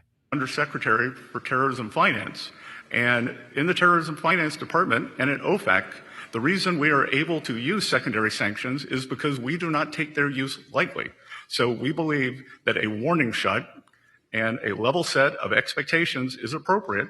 And if people do not want to meet our expectations, then we expect, and they should expect, that will leave the dollar system. Okay, thank you all.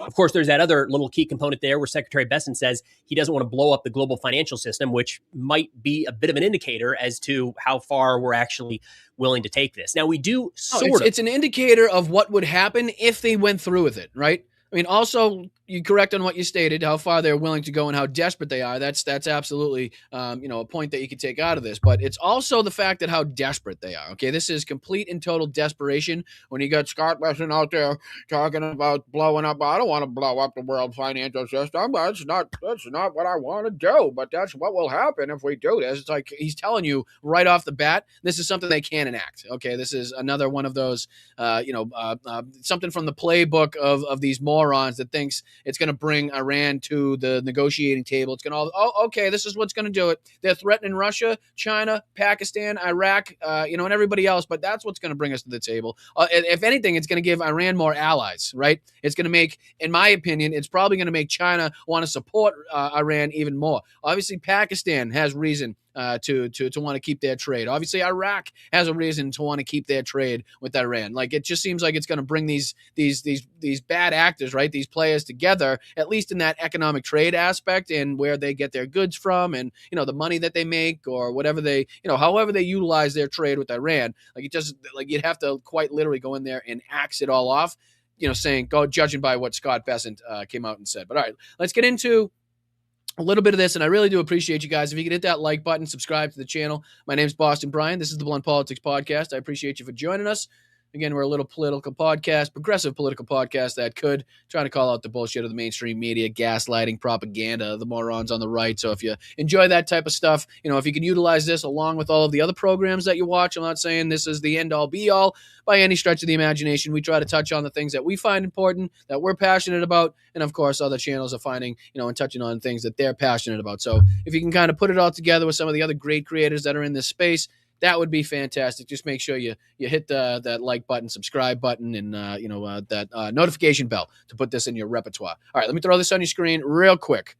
We'll put this on here. This is from Barry McCaffrey, again, a retired Army 4-star general, I believe twice or thrice, if I'm not mistaken, received the Purple Heart. I think he has a Silver Star, multiple other medals. One of the, I think as he was, when he retired, one of the most decorated generals in his area, in his field at that moment in time. So again, somebody that knows a little bit about a thing or two. So he says here on Twitter, this was posted August 22nd, so 3 days ago. It's got 3.7 million views according to Twitter. Take that with a grain of salt, depending on what they count a view as. But still, obviously, it's been seen by a lot of people. In my judgment, he says, the U.S. Armed Forces have probably permanently lost. Okay, permanently. That's a big part of this. This isn't lost for a certain period of time. This isn't, okay, we don't have access to them now, but hopefully when this ends, we'll be able to get back in there. And, at some point, Iran will be so weak militarily that we'll be able to get back into these bases, fix them up, whatever, utilize them again. But permanently is a horse of a different fucking color, okay? That is a horse of a different color when you're saying that 15 goddamn bases with a lot of men, a lot of equipment, A lot of U.S. taxpayers' money gone into building those things, setting them up, the equipment that went into them, the equipment that they utilize, not to mention, obviously, the manpower, that is stationed there or was stationed there. Like, that's fucking nuts to have access to 15 Gulf bases now permanently lost. And again, this is not me.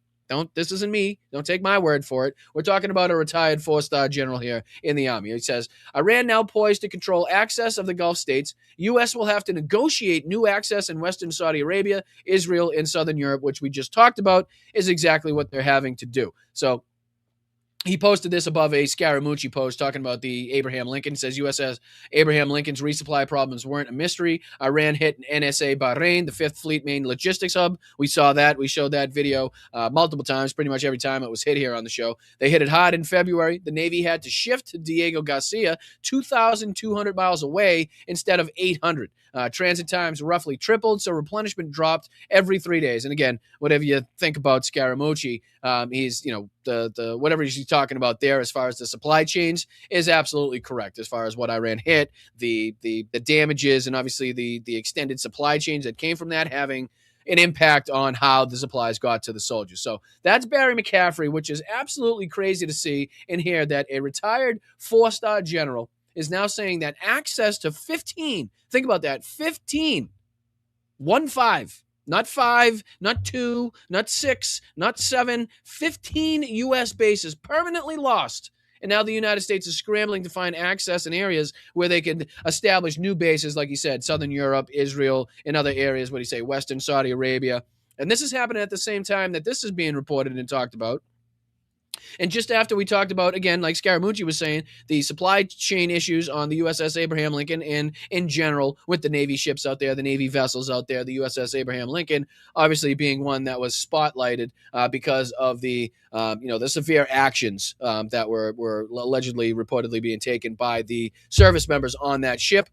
So clearly that's the more prominently featured. But this is going on as well. Navy families that were evacuated from Bahrain. So at the last second, as these attacks were going on, absolutely no warning, didn't mitigate their damages, didn't help them get to a safe area, didn't put them in a part of the base that was reinforced and had heavy air defenses in it. Nothing like that. Just left them there. Fucking says they were evacuated and face uncharted territories amid bureaucratic confusion. So it says one active duty Navy spouse, said the family fell into a gap in the military's evacuation policies and has paid nearly $40,000 out of pocket. So again, just talking about the treatment, right? This is just one aspect, one example of the overall, let's just say, state of our military, right? Being run by Pete Hegseth over there at the Pentagon. The way in which CENTCOM has been more than willing to propagate the lies, the bullshit from Pete Hegseth and the Pentagon.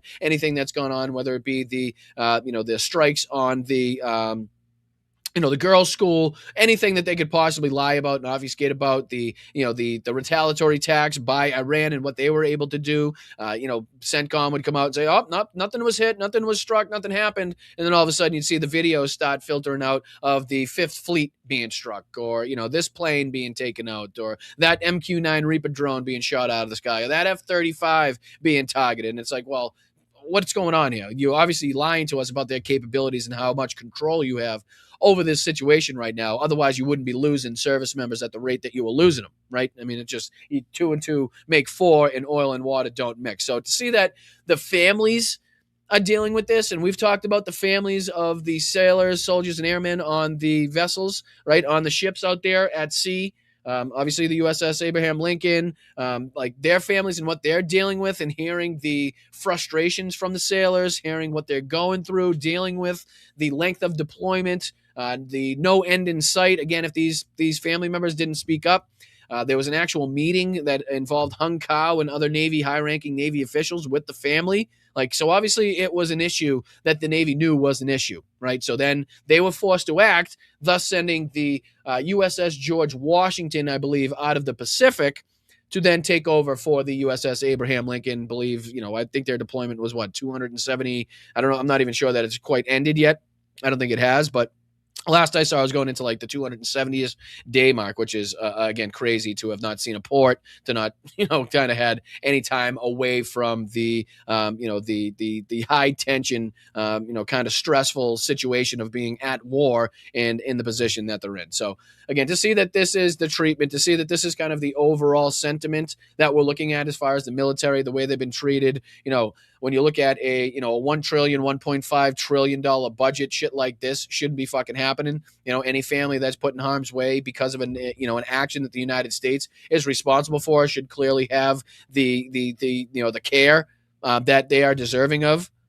Clearly their spouse, their loved one is putting their life on the line, raise their right hand to defend this Constitution against all enemies, foreign and domestic, and is in a foreign land doing exactly that and have their family nearby. Luckily, they should be fucking adequately taken care of, and it shouldn't cost them $40,000 to fucking to relocate themselves, to uproot themselves because of, again, a war we started and damages that weren't mitigated because of the actions and the ignorance, the incompetency of our military leadership right now. So again, hand in hand with the 15 bases. This is, again, a wild thing to be saying. 15 fucking bases permanently lost. And again, this is the assessment of this general. But even if it's anywhere remotely close to that, anywhere even remotely close to as serious as that, which I have no doubt that it is. We've seen the strikes. We've heard about the deaths. We've heard about the injuries.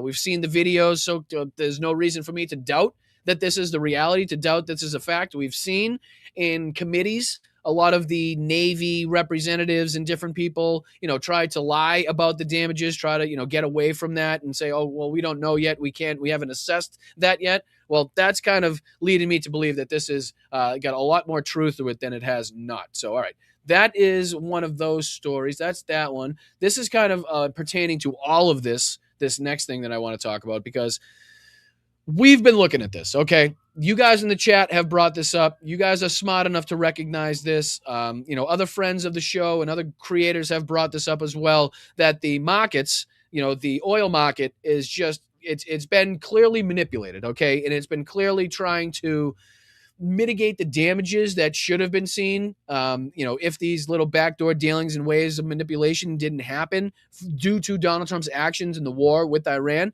So now we're kind of getting confirmation behind the scenes of what everybody knew. And I'll put this, let me see if I can throw this up on the screen too, because it actually had, and hopefully the same article is attached to the cover page of this right here. Let's throw this on, knowing my luck, it's probably not. But I'm just going to throw this on your screen anyway and hope for the best. So, all right. So we're looking at prices that are down a little bit. So from the last time that we looked at this, I think Brent crude was 94. WTI was 88-ish, somewhere in that vicinity. So we've seen a drop. The drop is because, and it had here in large writing before. Oh, here it is right here. Here it is right here. What's that say? Oil prices fall as Iran negotiation hopes return. What the fuck have we covered in this show that has given you hope? What the fuck? I mean, Ghalibaf, right? You can bring up, hold on. Let's see here. I'll do Ghalibaf response. So Ghalibaf response. We'll do Trump in there. Throw a Trump in there. Maybe that'll bring it up close. Let me know if this is bringing you hope, okay? Let me know if this is a statement, and hopefully I can find the right one. Let's see. Economic threat. Should I do economic threats? Drops a bomb island upon Ghalibaf. Makes man hungry again. You cannot false claims. Let's see here. Our armed forces. I'm going to probably put in Trump, economic, or response, economic. I don't know. What the fuck? Because I know he put out a response. It was a response by some other officials as well. Oh, here it is right here. I got you right here. I knew I'd find it. So this is MB Ghalibaf, okay? So we're talking about the Speaker of the Islamic Republic of Iran's parliament right now, and this is his response. He says, economic D-Day, speaking about Scott Bessent. Also 5 seconds later, LOL in parentheses. Why would I want to blow up the global financial system? Sir, this ain't Normandy. This is improv night, and you forgot your own script. Clown emoji with a day. So clown day is what he reported this as. And that was just one of the posts that he had. I know he had an actual verbal statement as well about this. I'll see if I can find that real quick. Because he basically stated that, these are empty threats, paraphrasing, of course. Let's see here. This was 24th. Following the release of a partial excerpt of Mohammed Ghalibaf's remarks during a meeting conveyed a meaning completely opposite to what was intended. So I'm not sure that's it either. Let's see. Golubov. Well, anyway, if I don't find it after the show, I do assure you that there is a statement out there by him. I do apologize if I can't find it on the fly here. That's probably the one right there, but I just can't fucking read it. Can you translate it? Can I translate? Translate? How do you translate that? How do you translate? This site sucks. Twitter sucks. Send, copy, post, download. No, I want to know what it says. Oh, here it is. Show translation. That'd probably help, right? Okay. In a joint meeting with Iranian and Iraq businessmen at the Iranian embassy in Baghdad, no matter how great our military strength may be, we don't survive if our people are hungry. We'll not. So that's fucking not the one either. All right. Well, I won't waste any more of your time trying to find this, but I do assure you. Let's see. The response from Syed Ali Mandan Ziadeh, Iran's Minister of Economic Affairs and Finance, to the latest U.S. sanctions conveys far more than mere diplomatic rhetoric.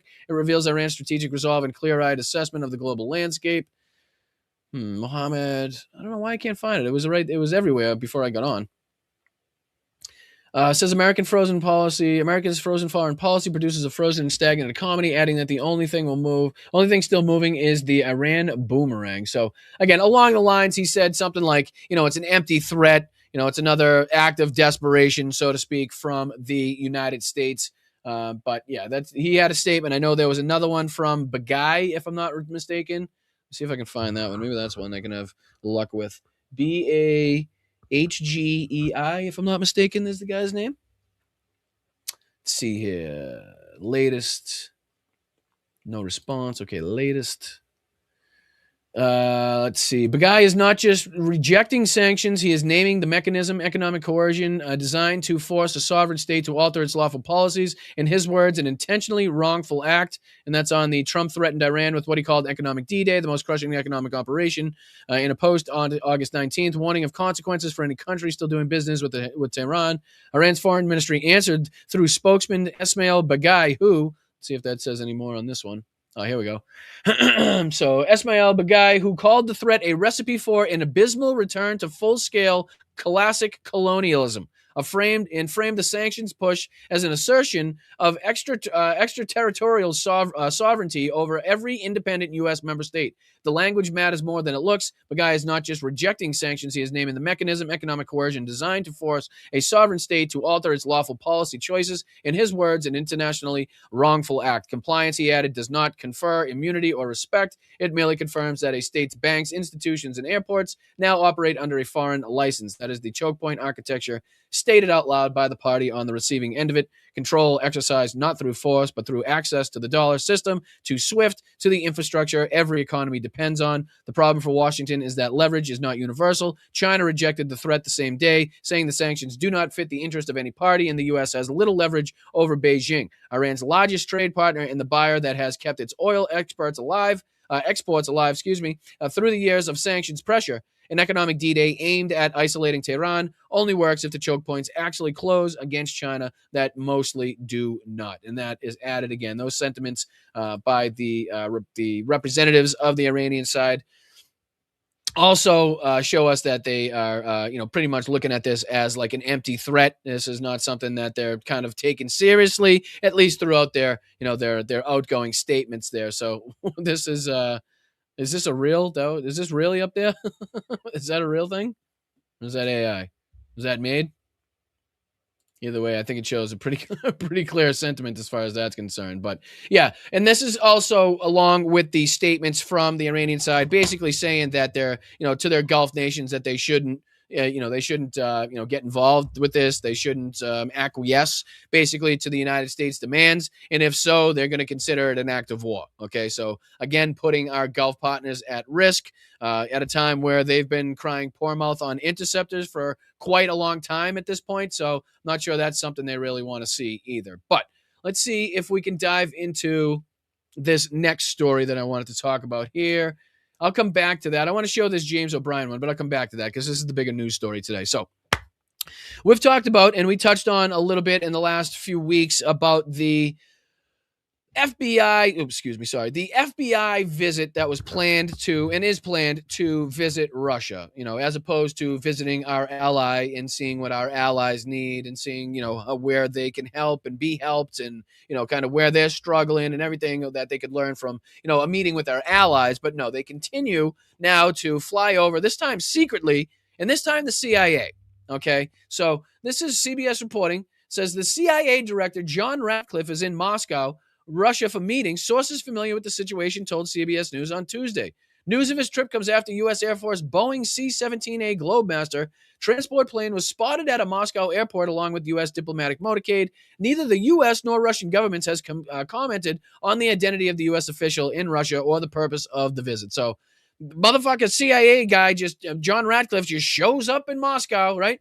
Reports are coming out that they did notify Ukraine, and they did ask them basically, hey, can you stop and don't maybe shoot missiles and drones at Moscow possibly while I'm here? That would be fantastic because the Russian air defenses absolutely are shit. So we have no trust in them. So that would be fantastic if you didn't do that. Thus, again, asking our ally to stop their fucking defense of a country that invaded them because they need to have some fucking secretive meeting that nobody knew about, that nobody's announcing the reason for, right? I mean, this is fucking ridiculous on so many different levels. Why wouldn't he fly to Ukraine?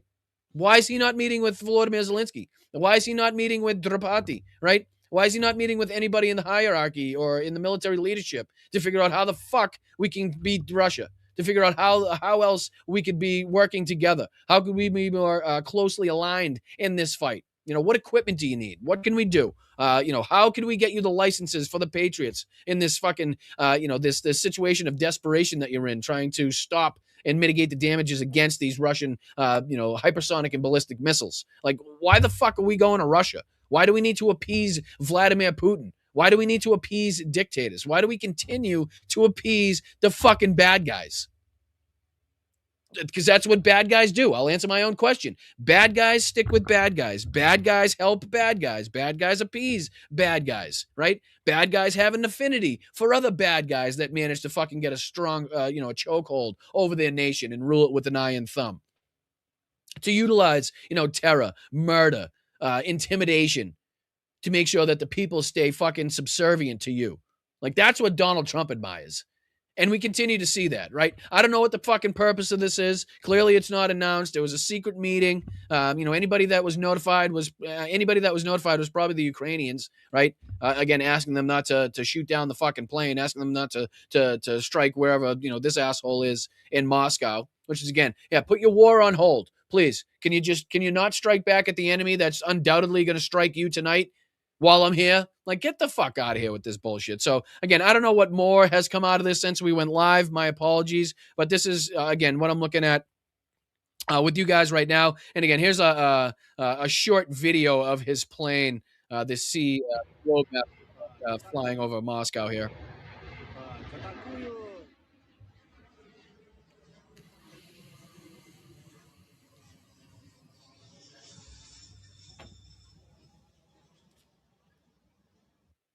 So again, that's the plane carrying CIA Director John Ratcliffe into Moscow. OSINT Defender, last time the CIA Director made an unannounced surprise visit to Moscow was in late 2021 when Director Burns traveled there to warn Russian leadership against launching an invasion of Ukraine.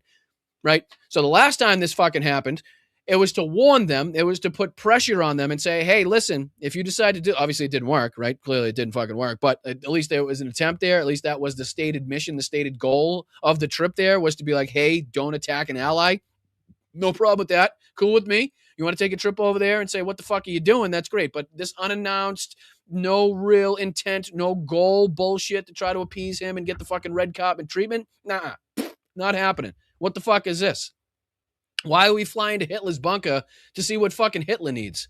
Why don't we see what the allies want? Why don't we see what the people, the good guys need at this point? Why don't we send our fucking, our power, our might with the CIA, the FBI, whatever the fuck we can to Ukraine to see how the fuck we could help them?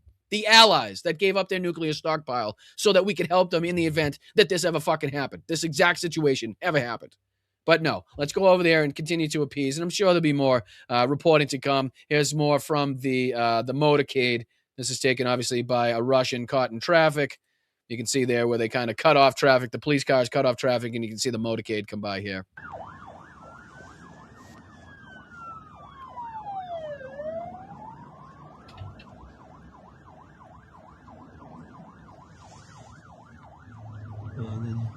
Американцы прилетели на переговоры. So you can see him noticing the American cars, the Chevys, Amerikanski, he says. So yeah, that's the motorcade there of CIA director. Let's see, I'm just going to type in, I'll type this in one more time. I'll hit just see if there's anything new that's been reported on this, if there's any more information coming out. Let's see here, latest and greatest. I don't think, let's see, CIA director just rolls into Moscow unannounced on a C-17 like it's DoorDash for secrets. Geopolitics is now just chaotic improv night with nukes at this point. Got a point on that one. Don't know who it is, but he's kind of spot on. So let me get this right. Donald Trump sent the CIA director John Ratcliffe on a secret mission to meet with Putin in Moscow. Why? What's this all about, folks? The cost of living has skyrocketed under Republican policies. Groceries, rent, and healthcare are all up while wages stay flat. The fix is waiting for us at the ballot box. And again, this is all happening as Donald Trump is appeasing dictator after a dictator. See, I'm just curious, like I said, if there's anything else reported here. Can I translate that? No. Make sure I get you guys the latest. That's all. Let's see. No Iran related or peace deals would have forced the CIA director to travel to Moscow. Quite obvious. Putin will double down on war efforts. Anyone thinking the war will end soon is delusional. My bet still holds on 10-year estimate. God, I fucking hope not. That's from War Monitor. I cannot get my head around why today's CIA visit to Moscow. I find 3 theories coherent. Let's see what he's got here. See what his opinions are. So one is the U.S. told Russia to back down over threats toward the Baltics and NATO, as well as provocations. Some sort of peace deal effort over Donbass related to Iran weapon supply, not Europe. So basically his kind of opinions on what the meeting could be about. Some sort of peace deal over Donbass, which again would entail the CIA director pretty much offering up Ukrainian territory, Ukrainian homeland in response for the illegal invasion that Russia perpetrated. I don't see how that's fucking at all beneficial whatsoever. So don't meet with our allies, but go meet with the enemy on how we can give up our allies' territory. Good. And I'm saying that's not exactly what we know came out of this. I'm just commenting on what the War Monitor, what War Monitor here is saying could be the possibilities related to Iran weapon supply, not Europe. So related to Europe. So I don't know. That just I don't see that being the case either. These it seems pretty quick it could be that, hey, let's send the CIA director to Moscow, even though we just threatened to again impose even heavier sanctions on all of Iran's allies and all of Iran's trade partners, which includes Russia. So maybe go over to Russia and say, hey, we don't really mean this. We're not going to do anything to you. Just kind of play ball and, we'll go after the other guys type thing. But who knows? Like I said, anything could come out of this. You never know. It's definitely not a good look. The optics of this. Here's another. A secret U.S. mission to Moscow has raised a fresh alarm over the Russia's next move, with CIA Director John Ratcliffe making an unannounced visit to the Russian capital as Washington grapples with intelligence pointing to possible Russian mobilization. That's something else, too. I think there was an actual there might have been a leak of kind of some plans in place from the Russians where they're trying to put together some sort of mobilization. We talked about this a couple shows ago, how they were running out of people raising their right hand. Like they've emptied the prisons. They've gone through the psych wards. They've gone through the territories on the outskirts of people they don't consider ethnically Russian. So at this point, they're fucking, not saying they don't have people. That's another conversation entirely. But people that are willing to raise their hand and jump, face first into this fight, that's where they're running out of people. So now it's going to be forced conscription, mobilization, and it's going to be the people that ultimately they didn't want to have to choose from. The kind of, the Moscovites, the sons and daughters of the people that live in Moscow and St. Petersburg and, Volgograd and some of the other bigger cities and major cities. Like those are the people that are now going to be wrapped up in this, who managed to kind of, skate away from this while they were picking and choosing everybody else to send to this fight. So again, this is just the optics of this is horrible. Who knows what's going to come out of this as far as this is concerned. But this on top of the FBI trip, is that still a thing? Let me see here. FBI trip to Moscow.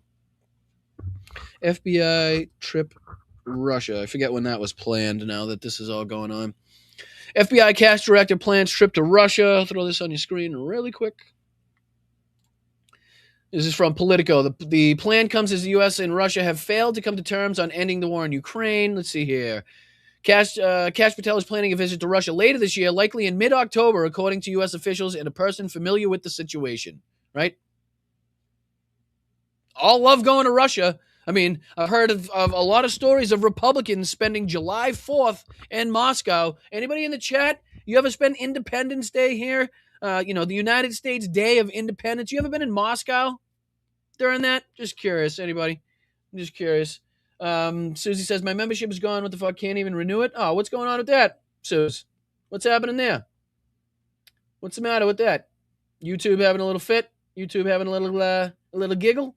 Sorry about that, but hopefully we can figure that out soon. But I do appreciate everybody signing up and donating and sending in chats and all of those things. Sorry about that, Susie, if YouTube's kind of having a problem right now. That's something obviously I can't fix. But this is crazy. Okay, so how many times I could probably ask, let me ask this motherfucker real quick.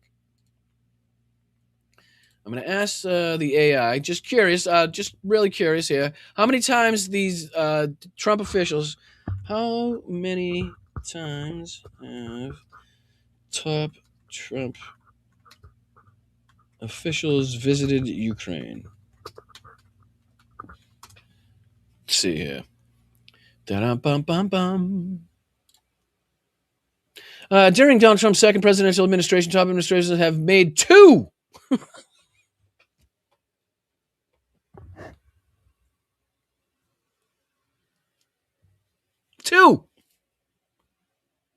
Two trips.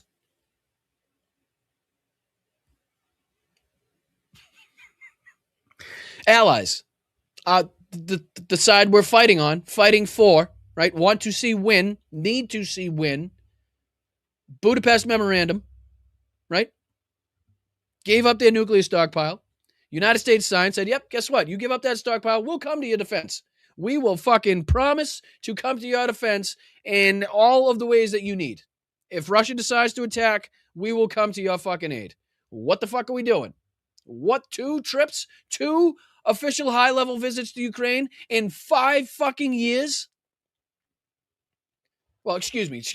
My apologies. This is not the 5 years. This is Trump's second term that we're talking about here. So again, to just to backtrack and confirm on that one. So, but in 2 years, in the 2+ years, I believe, right, since Trump took over in his second term, 2 visits. We're now looking at 2 visits here from the FBI and the CIA to Moscow. One right now and one in fucking October with the FBI. God knows. Let's see here. We'll change this. How many times have Trump officials visited Russia? Why don't we do that? I just typed. I know I just typed. So why you're not changing? I don't know. Hello? You there? Oh, I can't. My bad. You can't retype it. Can't retype it. I can type it here though. Paste, and then we can do this. And I can do this. How many times have Trump officials visit Russia? All right. During Trump's second presidential administration, top officials and special advisors made at least 9. What does that tell you? Right? I mean, and now it's just one thing that we're looking at, just one, set of examples, one thing that we could talk about. But what does that tell you? Where Trump officials have now made 9 official high-level visits to Russia. I don't know if that includes today's CIA visit, so we'll make that around 10. Let's make that a nice round 10 visits, high-level official visits to Moscow, to our ally. Okay?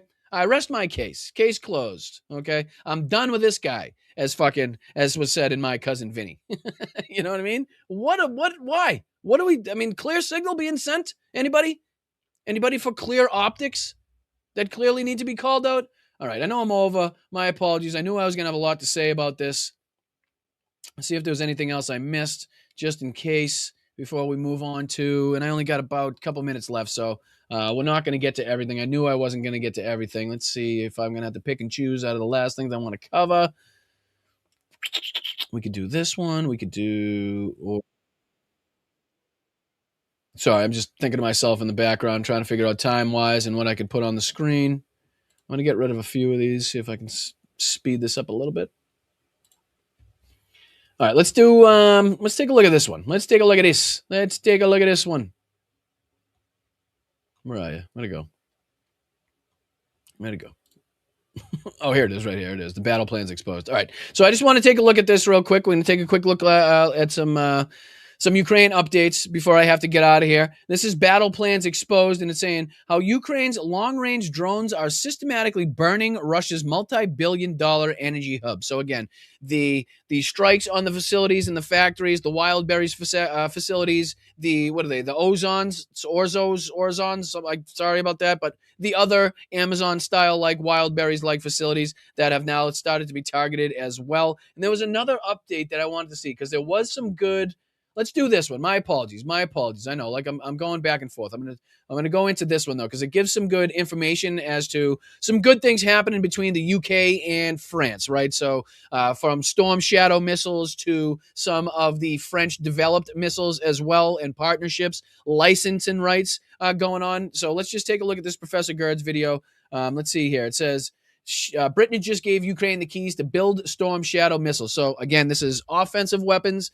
This is in no way going to help mitigate against the ballistic or the hypersonic missile threat, which is ultimately what we need to see a resolution for. But again, anyway, the allies, any way that Ukraine can see help and more missiles, added to their stockpile, more ways in which they could strike Russia and make Russia feel the pain. Obviously, I'm going to be supportive of. So again, just in the last couple of minutes, let's see if we can get filled in on a little bit of the.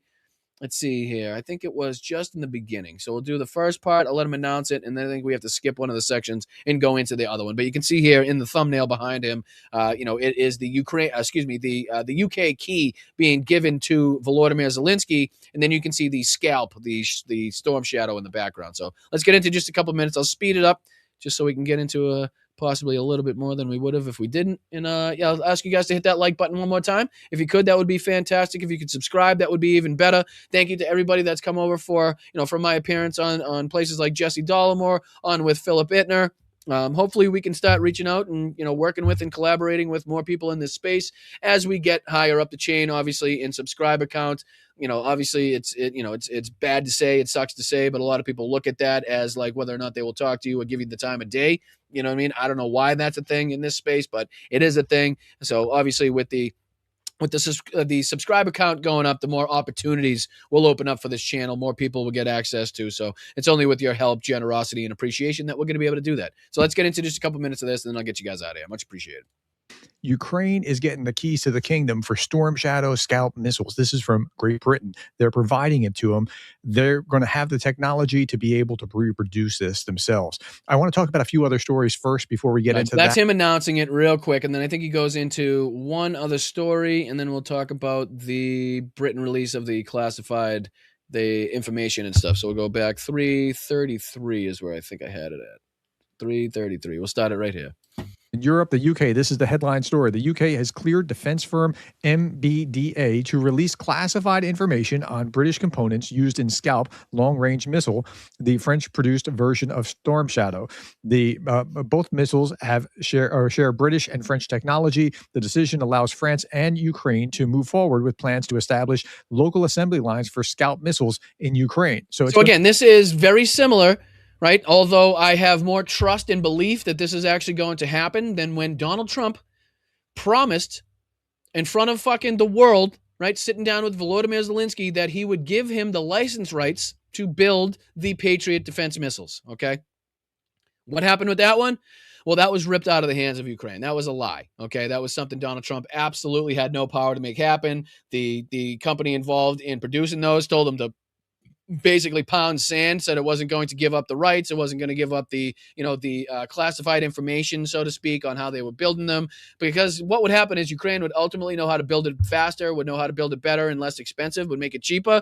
And that would be a bad look, again, for all of the defense manufacturers here in the United States who charge an arm and a leg, let's just say, for every one of these munitions, every one of these weapons platforms. So again, good to see that France and the UK are now stepping up. This isn't going to be this isn't something that's going to help them tonight, this week, or this month. It's obviously going to be a long process and trying to set this up and get it going, but it's going to be a huge resource, right? It's obviously going to be a beneficial resource, let's just say, if in fact, and if everybody suspects, or like everybody suspects, this war will likely be still going when this is set up. So to give Ukraine the added abilities, whenever that may be, to have these Storm Shadows, to have the cooperation, the ability to build those, the classified information and the knowledge to be able to build those, like that's huge, okay? Which is exactly what the United States similarly promised with the Patriots and then ripped out of the hands of the Ukrainians, only to have that not happen.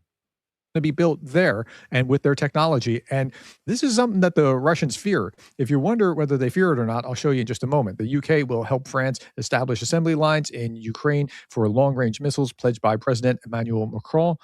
London has also cleared Ukraine to use British-made drone missiles for strikes, drawing fresh threats from Moscow. The UK will supply the Ukraine with restricted engineering plans for British-made components used in Storm Shadow cruise missiles, with the official announcement expected tomorrow. The release will enable France and the UK to establish these assembly lines. The Ministry of Defense in UK says so this. They say, we're sharing technology with Ukraine that will enable them to build Storm Shadow missiles on their own soil. We will stand with them for as long as it takes. This is coming from the Defense Minister, Luke Pollard, this morning from Devonport on Ukrainian Independence Day. So again, shout out to all the Ukrainians. Happy Independence Day. I know we missed it. I know we're a day late and $1 short, but once again, anybody that may have any Ukrainian heritage, anybody that has any friends or family over there right now, happy Ukrainian Independence Day. Philip Bittner, friend of the show over there in Ukraine right now. Happy Ukrainian Independence Day to everybody over there. Just an incredible set of people, incredible bunch of people. Couldn't be more honored and privileged to be able to, spend the time that I've spent over there in Ukraine and to meet the people and to party with the people and to see them and to listen to their stories, hear what they're going through, the things that they've lost. And then obviously on the opposite side to sharing some joy, to sharing some laughter, to kind of forget about for a few hours the situation that they're under, only to be reminded, nightly by the air raid sirens and the explosions, the missile attacks, that they are in fact in a war zone and under under threat every single moment of the day there. So again, let's see if there's anything else that we can get from this one. I think there was another one that he goes over as well, if I'm not mistaken. Let me see here. What, now you're just not going to play for me? What? Technology sucks. Technology is absolutely shit. What happened? Well, it was just playing fine. We're crying out loud. All right, let's see if we can go back a second if that works. Nope, that's not going to happen. All right, awesome. Perfect. I appreciate you letting me do this. I appreciate you letting me have restricted engineering plans for British-made components used in Storm Shadow cruise missiles. RT's not enjoying this. London, this is RT saying London to have. Yeah, so this is what I want to show. Good catch. So this is the reporting from RT. So the Russian side on this. So it says London hand Kyiv, and they spell it obviously the Russian way. KYIV is the proper way in case anybody's wondering. It needs to spell that in the future. Classified info on British components of Scalp long-range missiles. Andy Burnham heads to Kyiv today on first international visit as PM. So RT reporting that as, as they need to, right? And not looking at that as a good thing. Let's see if there was anything else, and I'll get you guys out of here. Russia reacts to UK Storm Shadow blueprints with Ukraine. The Kremlin condemned Britain's decision to share classified technical information on the Storm Shadow Scalp cruise missiles with Ukraine, calling the move fuel on the fire. That's Kremlin spokesperson Dmitry Peskov. He said that on August 24th, and he's a real piece of work, also known as a piece of shit. That's this guy right here that you can see on the bottom of your screen. The Kremlin accused Britain of obstructing peace by helping Ukraine access information needed to produce Scalp long-range missiles domestically. Moscow also threatened to identify and strike production sites as UK Prime Minister Andy Burnham visited Kyiv and pledged continued military support. So, again, good to see that the Allies are stepping up. They're not bowing down, at least in this case right now, to the threats by Russia, and it's good to see that at some point in time Ukraine will in fact have their ability to produce these on their own, and obviously that's a good thing. That is absolutely a good thing. Let's see if there was anything else that I wanted to show you guys before I get out of here. Let's make sure I'm not missing anything. Let's see here. This is one too. Zelensky said Ukraine received some Patriot missiles, AIM missiles, and confirmation of several Crotel air defense systems with missiles. If I'm not mistaken, the Crotel is French. Right, that is, let me see if I'm not mistaken on that. I want to give you guys correct information. Let me see. Crotel, I believe, is French, a French system. Let's see here. Crotel, musical instrument. That's not what I'm looking for. Military use. See here, wildlife and military uses. Military missile system. The Crotale missile system is a French all-weather air defense system named after the snake. So again, I just wanted to make sure I'm bringing you guys the accurate information. But that's a good thing.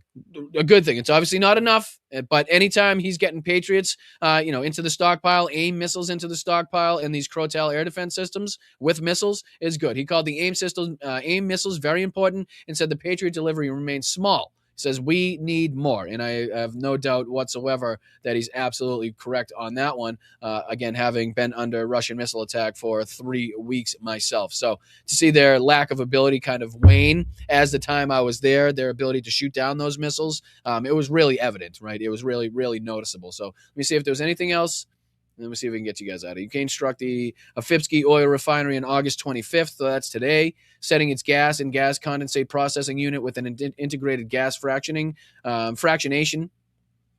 block on fire. The unit stabilizes gas condensate and separates light gases into fractions using used to produce high octane fuel. Excuse me.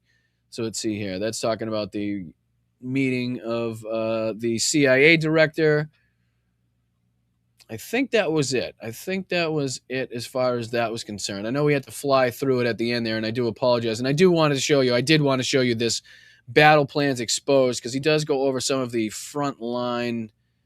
Yeah, there's some gains here in and around Zaporizhia. Let's take a quick look at this. Give me about three to 5 minutes on this, and I'll get you guys out of here, because this is about the operation we were talking about a couple shows ago in the Zaporizhia region, where the Ukrainians were able to, again, take back a little bit of territory. So I just want to see if there's been any movement, any changes, if the Ukrainians are still seeing success in that area. Again, just trying to keep up to speed, trying to stay informed about what's happening in all aspects, all areas of this fight. It's difficult to do so. We try to spread it out throughout the shows during the week, but I think we do, and I hope we do, a pretty good job of keeping everybody informed, at least in conjunction with all of the other programs that you watch. Again, I don't in any way think that you're getting all the information that you need from this podcast. Obviously, there's some other fabulous creators out there and very great shows that you can get information from, and I just hope that you throw this in the arsenal, right? Throw this in your gun belt. You can utilize this show whenever you want. So, all right, let's just go through a couple minutes here. This is Battle Plans Exposed from The Sun. I believe his name is, what's this guy's name? I always forget. I always get him and Philip Ingram mixed up. Is this Philip Ingram? Anyway, we'll get into this. He gives us some updates from the Zaporizhia region. In the Zaporizhia Oblast, Russian commanders have effectively admitted defeat in a costly months-long infiltration campaign around Novopavlivka, which is between Kostanivka and Orkiv. After spending months sending small infantry groups through gaps in the Ukrainian lines, Russian forces have abandoned those plans to turn those penetrations into larger offensive. We talked a lot about those smaller penetrations, right? I mean, how the Russians don't often change their tactics, but this is one way in which they have, basically utilizing not huge groups, huge convoys and big, groups of armored personnel vehicles. They do that, but a lot of these different areas they're trying to utilize, 1, 2, 3-man groups to try to sneak through Ukrainian lines. If they can get through, they'll send through another team. If they can get through, hopefully at some point they'll have, a group large enough to be able to attack or to get whatever, the intended goal is, get that accomplished. That's kind of what they've been trying to do. Well, now in this specific area, again, Zaporizhia front that we're looking at here, they've abandoned those plans, and the Ukrainians have successfully been able to take back some territory and obviously inflict some damage, some pain on the Russians in that area that were, again, doing these flag-raising operations, sending back the drone camera footage to say that the Russians occupied that territory. Really, it was about 2, 3, 4 Russians that have managed to get to that spot. And within, say, 25, 45 minutes of that video being taken, they're dead, and the Ukrainians have that flag. So, again, it's a lot of different things happening, but if it's successful on the Ukrainian front, then it's a good fucking thing. So let's go. And it's back below the river line.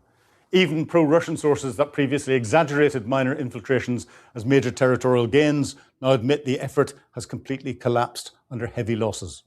The retreat comes after repeated infiltration attempts turned into high attrition death traps. Across the sector, Ukrainian aerial surveillance systematically caught Russian squads attempting to move through the dense tree lines. Ukrainian FPV operators continuously hunted advancing infantry, flying explosive drones directly into concealed dugouts and dropping grenades into tree lines. Further back in the Novopavlivka sector, Ukrainian FPV... You can see here, and we'll end on this. I'll take one look at the deep state map, and we'll get this out of it, because this will show the this should show the gains here. So let me show this on your screen. This blue area is where we're going to be looking at. So you can see Turnovat, right? That was on the screen there. Let me get up here a little closer. Here's Juliupol that we're looking at as well. Here's the Huliapinski that we're looking at in that specific area. So some Dobropilia right here you can see.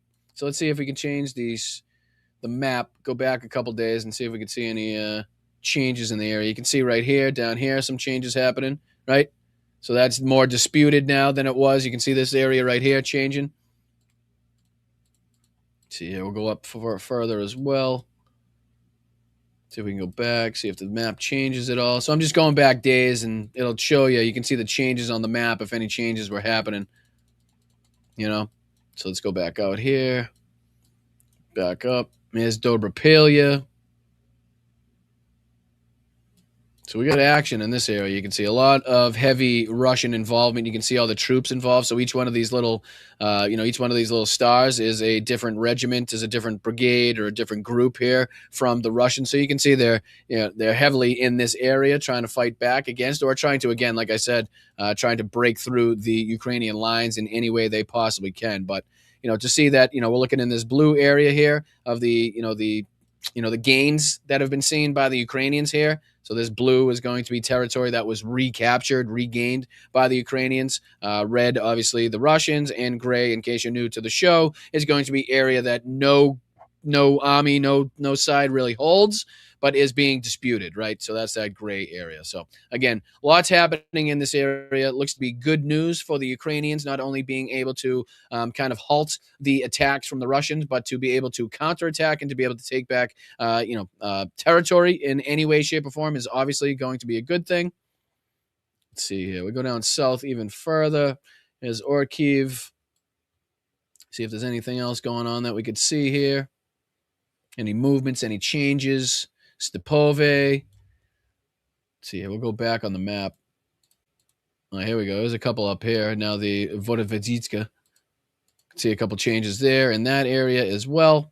So yeah, just to kind of give you a broader look at the situation on the ground and the areas that we're talking about. The lack of movement as well. Ukrainians doing a pretty good job. Doesn't look like there's been a substantial amount of movement in the Russians' push to try to get in and behind the fortress cities, the fortress belt cities up in this area here. So again, looks like they're, again, mitigating that to the best of their ability. There's been heavy strikes that this Sun video actually details about, Ukraine doing a pretty good job. You can see down here is pretty heavily, probably, you can see the areas, right? You can see the different areas where the Russians are basically stacked up. So stacked up here. They get areas down here that they're pretty concentrated in as well. Here's another area of concentration. Down, if you continue up, is another area of concentration. It's pretty easy to see when you utilize these maps where the Russians are trying to attack heavily into, and where their forces are being most utilized. So down here in the Zaporizhia area, down here in this area, we're seeing some pretty good Ukrainian counterattacks and taking back some area in this vicinity, in this area here. So good to see. I'll get you guys out of here. I probably have a few minutes to get through these thank yous.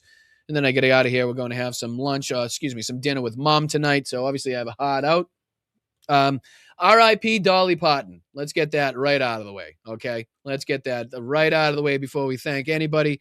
R.I.P. Dolly. Been seeing it in the chat. Been seeing it on the social medias. Didn't want to depress anybody during the show. But yeah, all of the thoughts and prayers and good vibes to Dolly, and thanks to everything that, she was a very outspoken about, let's just say, you know what I mean? So to appease the chat there, shout out to Dolly, R.I.P. Dolly. All right, let's get into thanking some people on the Venmo side of things. If anybody was kind enough to send in a buck or two, we always like to say thank you at the end of the show to anybody that takes a dollar or 50 cents out of their pocket, even to make sure that this show continues to grow. So Brian H. on this list every single time, and I can't thank him enough for it.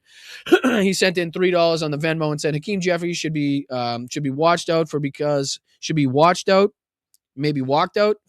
was groomed by the original. Watched out. So watch out for him, basically, because he was groomed by the original Democrat criminals. Don't think that those other folks there on our side of the wall don't have some of the tendencies to make deals themselves. Well, again, specifically speaking about his backdoor meeting with Jared fucking Kushner, who again should have absolutely no say or sway over what happens with this fucking government, especially with what the Democrats do. Is again, I got a lot of opinions about that, but today was too stacked up with news. We'll see if we can add that into the next show. But Bry Guy, I do appreciate you as always, and your $5 that you sent in. Thank you to Brooke V, much appreciated. Best $25 I'll spend all week. Well, isn't that nice? That's very nice of you, Brooke, to say. I appreciate that. I hope you do find some value in the show, whether it's just pure entertainment, whether, you find some humor in the show, whether you find it to be informative, if you're passionate about what's going on in Ukraine and, you enjoy and respect and admire and, whatever other words you can come up with, the fact that we cover the things that we cover as far as Ukraine on this and are so passionate about that fight, clearly passionate about domestic policy and making this country a much better place and stopping the fascists. That's clearly, if you're in for that, then you're in the right place. So, Brooke, thank you so much. Very nice of you to say, and thank you so much for your contribution as well. Brian H.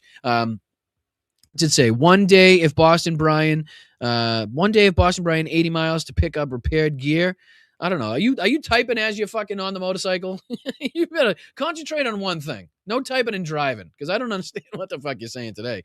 Boston Brian, 80 miles to pick up repaired gear. I'm assuming that you're taking a trip 80 miles to pick up repaired gear. That's what I'm getting out of that. But doesn't matter. And no matter what you say, I do appreciate you, Brian. Thank you so much for the 5. Thank you so much for your contributions as well. Thank you to Dame. Much appreciate Dame over the last couple of days. Brian H. again, Geneva, Jenny Faye. Great to see you and Corey last night. Thank you so much for your contributions over the last couple of days. Roger, Jeff, Brian, Nancy as well, Joe, Mary Anth, Peter, for all that you guys do. Roxanne, thank you for all that you do for this channel. And yeah, so again, the Venmo is up here in the corner, just in this general vicinity up here. You take a picture of that with your camera, open your camera, take a picture of that, sends you right to the Venmo. Buck or two is all we ask for. I know you guys always are sending in more than that, and I can't thank you enough for that. But again, $1 or $2 from everybody in the chat would blow this channel up. It would be it would open up so many doors to be able to to ask different people to collaborate, maybe to get into going on site in different areas of the country to bring you guys the news, maybe where ICE has attacked, maybe where there's concentration camps. But that takes money, that takes funds, and you guys know how expensive everything is now, especially travel and that stuff. So we're hoping to get to that point. That's what we'd like to get to. We're kind of fighting to try to keep our head above water over here at Blunt Politics. It's not an easy space to break into, especially when you're doing it the independent route. I know kind of the whatever you like or don't like about them, kind of the blueprint for the way that we're doing things has been set by people like Kyle Kalinske, right? And again, regardless of what you think about it, the way that he's gone about doing this independently, not talking to not talking to corporations, not talking to sponsors, doing it just based off of the chat, just based off the community he's built. That's kind of what we're trying to replicate here. So again, take the content out of it. The way in which he's tried to build his platform, again, I think is admirable. So thank you guys. Let's get over here to the YouTube side. Holy shit, 28. You guys have been fan-fucking-tastic. So let's see if we can fly down this list here of people that I need to thank on the YouTube side of things. Cobalt Chris starting it off today with the let's fucking go and being a member for 8 months. Appreciate you, my man. Thank you so much. Peter with 100 jewels right behind him. Let's fucking go, you too. Thank you to Tina. Much appreciated for the 10 jewels and the gold coin. Thank you so much to Peter again for becoming a new YouTube member. Salute to you, my brother. Welcome to the family once again. Appreciate you guys. You can utilize and sign up for the YouTube memberships just underneath me. I think it's a join button, if I'm not mistaken. I think for $2.99 for the entire month, you can get access to a membership. I think it'll be the best $3 you ever spent. Can't even get a fucking king-size Snicker for $3 anymore. So, again, good bang for your buck. Just like Brooke said. Best $25 you spend all month.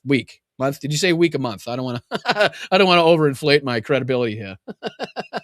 But thank you, both of you guys, all of you guys. Thank you so much. Thank you, Sammy Joe, for the 10 jewels and the W right back at you. Thank you, Kyle Smith, for being a member for 29 months. Only 29 months? Been longer than that. And I feel like YouTube plays games. I do, Kyle, because I've seen some people, they have a post that comes up and said they've been a member for 29 months. And then right under it, it'll say that they just became a new member. So I think there's some screwy things going on. I have no doubt. But thank you, Kyle, for the 29 months, if not more, of you being a member. It's very much appreciated.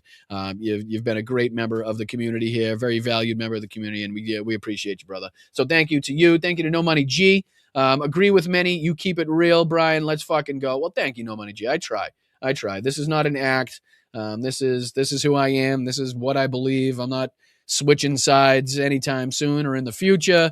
You're not going to see me cozying up to Republicans. You're not going to see me cozying up to fascists. You're not going to see me cozying up to Jared Kushner. You're not going to see me cozying up to Tim Pool or Benny Johnson. As a matter of fact, we do as much as we possibly can to call out those assholes, to make fun of them, to ridicule, to embarrass, to shame those same people. So again, this is not a stage. This is not an act. This is who I am. So again, if you enjoy that, if you appreciate that, if you enjoy the kind of rough around the edges, not refined, definitely not coached by a black money source behind the scenes, then you're in the right place, because we're fighting on the right side of history. We're trying to make this world a better place. We're trying to make sure that people stay informed and engaged.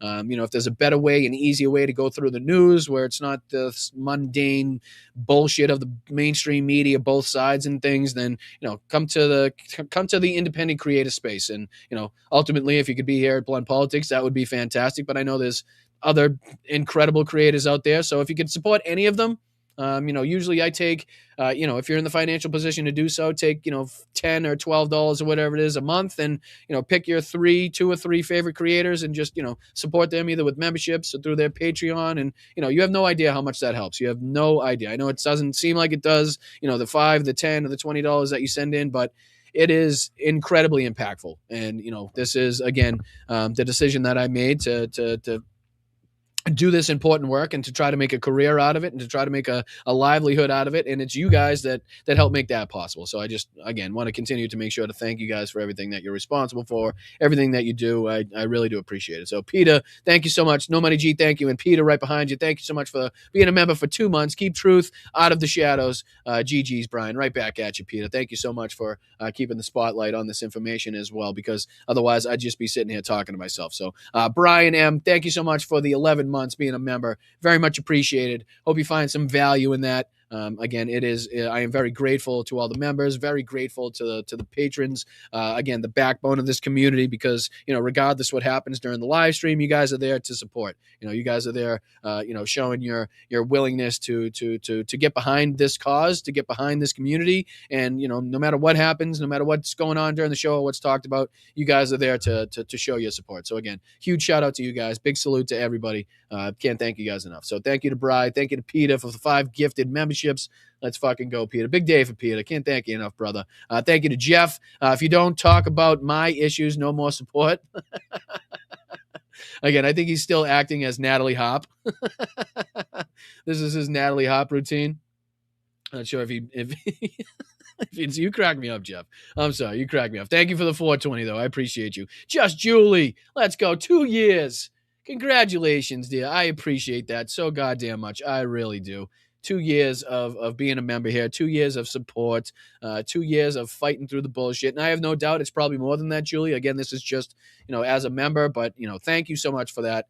Thank you to anybody that signed up and continues their memberships. Again, 2 years is huge. So congratulations, Julie. Very much appreciated. W's in the chat for Julie. Thank you, Petrazi. Shout out to you. How are you? Member for 26 months. I love your channel and the lobsters. Right back at you, Petrazi. The lobsters and the channel love you right back. We appreciate you and your cat and everything that you bring to this chat. So much appreciated to you. Pinky Parker. How are you, Pinky Parker? Thank you for becoming a YouTube member. I really do appreciate that. I love saying your name. It's fantastic. And thank you so much for your support and being here. You're a welcome member of the community, and I hope you find a nice, warm spot in there in the old family. So much appreciated, Pinky Parker. Thank you so much. Thank you to Pam. Nice to see you, Pam. Another valued member of the community for a long time now. Member for 22 months, and I know it's been longer than that. Albert in Facebook chat says Besant looks like Will Ferrell. That I'm telling you, he's right. You're absolutely right, Albert, in the chat. It's either Martin Short, but obviously just taller, that I keep getting, and obviously that would require some makeup and some prosthetics or something like that. But I think Will Ferrell could do it without. I'm telling you, I think Will Ferrell could do it without a different hairstyle, put on a suit and some glasses, and I think he'd be perfect for it. I appreciate not only the membership, Pam, but thank you for letting me know about Albert's statements down there in the chat. Right after you is going to be Pinky Parker, back at it with the 5 Boston Brian memberships. Thank you, Pinky Parker. What a day y'all having. Can't thank you enough. Getting people involved in the chat. Fan-fucking-tastic. Let's have a day. Thank you so much, Pinky. Thank you to Bob as well. Much appreciated for the 10 jewels. We got some jewels we'll fly through. So, Bob, thank you so much. Marie, thank you for the 5 jewels. Laurie, thank you for the 10 jewels. I don't know what the happy poop means at all. I don't know. I got to get a tip on this shit. God damn. I feel like I'm falling out of knowledge as far as this shit's going. I should be learning more doing this, but I don't know. There's more shit popping up that I don't know. But thank you, Laurie. Great to see you last night as well. Dragons, thank you so much for the 10 jewels. Hiding. Again, I don't know, but Dragons, I appreciate you. I really, really do. Thank you for the 250 jewels in the Laughing Disco. Thank you to, what's this say? Tusenworth. Thank you to Tussensworth. Thank you so much. Scott Besson acts like Wally Cleaver after a serious brain injury. Oh, you guys crack me up in the chat. That's why I love you guys. You're just as crazy as I am. You are. That's a compliment, Tussensworth. That's a compliment. I promise. You are just as crazy and as insane as I am, and I love every second of it. So thank you so much for the $10 contribution and your comment there. Much, much appreciated. Thank you to Mama Brooke for being here for 19 months. Let's go, Mama Brooke. Thank you so much for your generosity and you being here and supporting this channel. It's absolutely fantastic. And to see that we have built this community like this, it's just, I don't know, it's tough to put it into words sometimes. So thank you to Mama Brooke. Thank you to Tina again for 10 more jewels. Thank you to Jeff again for another 420. Boston Brian, Besson kicked the shit out of Elon Black. Oh yeah, I remember that. Did they actually get in a scuffle or was it just a verbal? Besson Musk fight. I forget at this point. Elon Musk and Treasury Scott Besson had a heated, profanity-laced shouting match at the White House, April 2025, over leadership of the IRS. Yeah, so I remember that one. That was a pretty good story. That would be the worst fight in the history of fights. Imagine how absolutely horrendous that fight would be to watch. Scott fucking Besson and Elon Musk. Oh my gosh. No way. Not a chance. Good Lord. But thank you, Jeff. Appreciate you, my brother. Thank you for the other 420. Thank you, Bicycle Mike. Secondary sanctions, my ass. What about Russia? Absolutely. And again, why at this point there's still sanctions still sitting in the bag, apparently, that we haven't enacted on Russia is fucking wild to me. 5 years into this war and we're still pulling shit out of our ass like, oh, we could do this. Why didn't we do this before? Like, throw it all at them. The whole shebang. Don't care what it takes. Don't care what we're throwing on them or what kind of damage it causes them. They deserve it, okay? And to end this war, that's what we need to do. If we could do that in conjunction with military aspects, military tactics, that's what we should be doing. Ultimate and just the most amount of fucking pressure you could possibly put on Russia, economically, militarily, anything, politically, the whole fucking shebang. Oh, 2 cents worth. What a jackass I am. What an absolute jackass. 2 cents worth. Good fucking Lord. Oh, man. All right. Well, that's embarrassing. All righty. Thank you. Well, 2 cents worth. Thank you so much for your $10 contribution. I was just messing with you the whole time. I absolutely know what a 2 cents worth is. I do. I don't. I lied. I just definitely didn't get that one right. But thank you. And thank you, Tiff, for, not allowing me to go on looking like an asshole in case there was another super chat. But thank you, Bicycle Mike. My appreciations to you. And absolutely, you're right. What about Russia and all of that? Pinky Parker, let's go. 1,000 jewels with a guitar. I get a guitar with 1,000 jewels. Let's fucking go. Pinky Parker and guitar. Thank you so much. Thank you, Colleen. Let's go, Colleen. Grateful for you and this family. You are all a comfort in my daily life. Well, how fucking awesome is that? Come on. Like, if that doesn't keep you going, right? I don't know what the fuck will. Colleen, thank you so much. Really, honestly, truly, for your kind words. It's an honor. It really is an honor to do this and to be able to be some sort of outlet for you guys, right? I mean, even if it's just to come to shoot the shit with other people in the chat, right? While listening to the news. Like, if that's what this show provides you, then fucking great. As long as it provides you something, as long as it provides you some benefit, right? As long as you get some sort of, as long as you leave here better than than when you came, that's what I'm here to do. So, Colleen, unbelievably nice of you to say. Thank you so much, and I'm glad, very glad, and honored to be able to be that, to give you that outlet and to give you that space, and to obviously have this chat here as well. So, and then the last but definitely not fucking least today, Brian, thank you so much for the $5 contribution. In the truck driving back from Albuquerque, 50 more miles, and I'll be smoking a cigar on the porch. Good show today. Nice to hear you going up and down. Much appreciated. Thank you to Bri for you. You're always on the road, my man. You're putting in them goddamn miles. For Christ's sakes, I'd hate to see what your gas bill is every week. But I appreciate you, Brian. Thank you so much for the $5. Thank you so much for everything, all the contributions, whether on Venmo here or the super chats on YouTube. I just, you know what I mean. It means the world, and obviously it's necessary to keep this show running and to keep me alive in case I need to eat every now and again. Would be fantastic. But thank you guys so much. Again, there was a lot we tried to pack into today's show, from the 15 U.S. bases that the 4-star Army general is now saying that have been basically a complete loss, from the secret meeting from the CIA director John Ratcliffe over there in Moscow, from the Navy families that have been basically left by the wayside on not knowing what the fuck to do, what's going on. Are we going back to are we going back to Bahrain? Are we going back to the Middle East? Do we have to stay here? A lot of things that we had to cover today. What else did we cover? The fact that it's now being reported that we have 41 days of reported oil supply left. Not a fucking good thing, right? What else? We got a ton of shit that we talked about today. So if you want to go back, if you missed it, if you caught up late, make sure you go back and watch the whole show. I appreciate you guys. I thank you guys so much every single day for fighting, your passion, your aggression, for sticking with the show, for sticking with, going through all of this nonsense and craziness and the insanity of the timeline that we're in right now. I can't thank you enough. You guys deserve all the credit in the world. I will see you guys tomorrow for the doubleheader. Tomorrow's Wednesday. We always have 2 shows on Wednesday. We got an hour show in the afternoon. That's 1 p.m. here on the East Coast. And then at night, we have the 8:30 p.m., which is a 2-hour show. We get to do a little bit more laid-back coverage, not like we're really uptight as it is, but 8:30 p.m. Wednesday night, typically a little bit more laid-back. So come join us. If you're hanging around tomorrow afternoon on YouTube, click over to Blunt Politics. If not, just make sure you hit that notification bell, so at least it notifies you. You guys can make the choice. If you want to pop in, please pop in. If you do pop in, please subscribe, because a lot of people watch and they don't subscribe, and that's a huge factor. I think if everybody that does watch consistently, even if you're listening in the background, hit that subscribe button, we'd already be well on our way to 25,000 subscribers. So thank you guys. I really do appreciate and respect the shit out of you guys. Please stay loud, stay proud, stay aggressive, stay informed, but most importantly, stay in the fight, please. Stay in the fight. So I will see you guys tomorrow twice.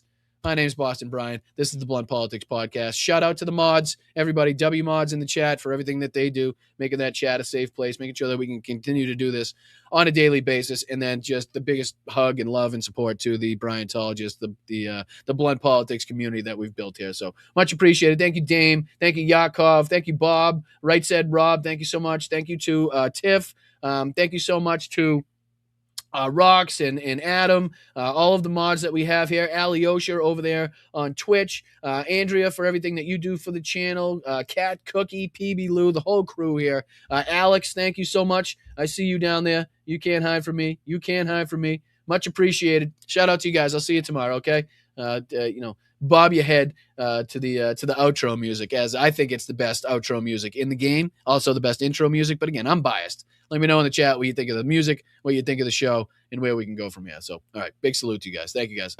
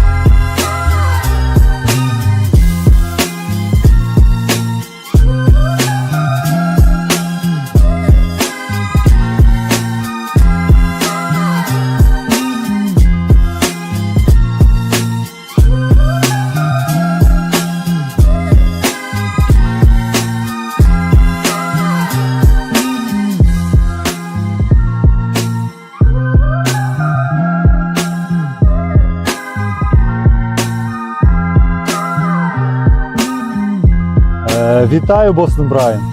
Мій позивний танцор. Я представник 72-ї бригади. Дякую тобі і твоїм підписникам за цей донат, за цю чудову машину, яка буде нас возити усіх на позиції, захищати Україну і наближати перемогу. Разом усі до перемоги. Дякую.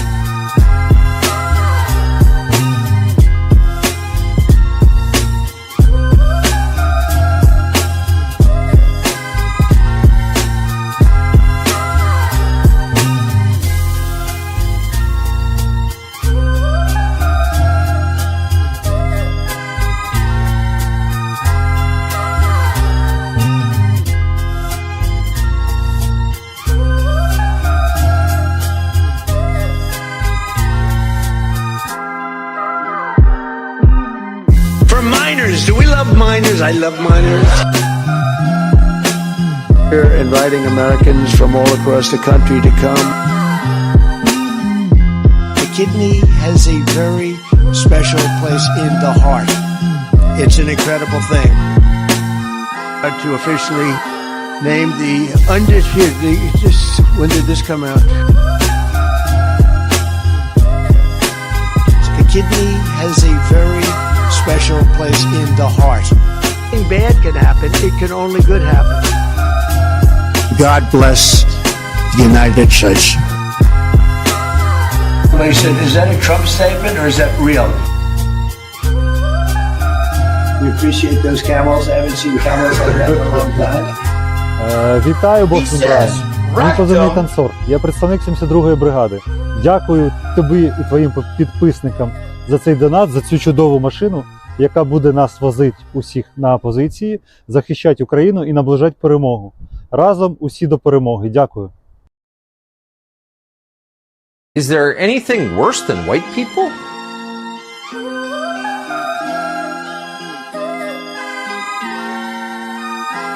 White people are a mortal danger to you and your loved ones. No, get those lights off! Off! Turn them off. They're too bright. Turn them off! Oh, go fuck yourself. Refer to my hands. If they're small, something else must be small. You know what uranium is, right? It's a thing called nuclear weapons and other things. Like lots of things are done with uranium, including some bad things. Our army manned the air. It ran the ramparts. It took over the airports. It did everything it had to do. Tell the director to call the White House. Do your fucking job!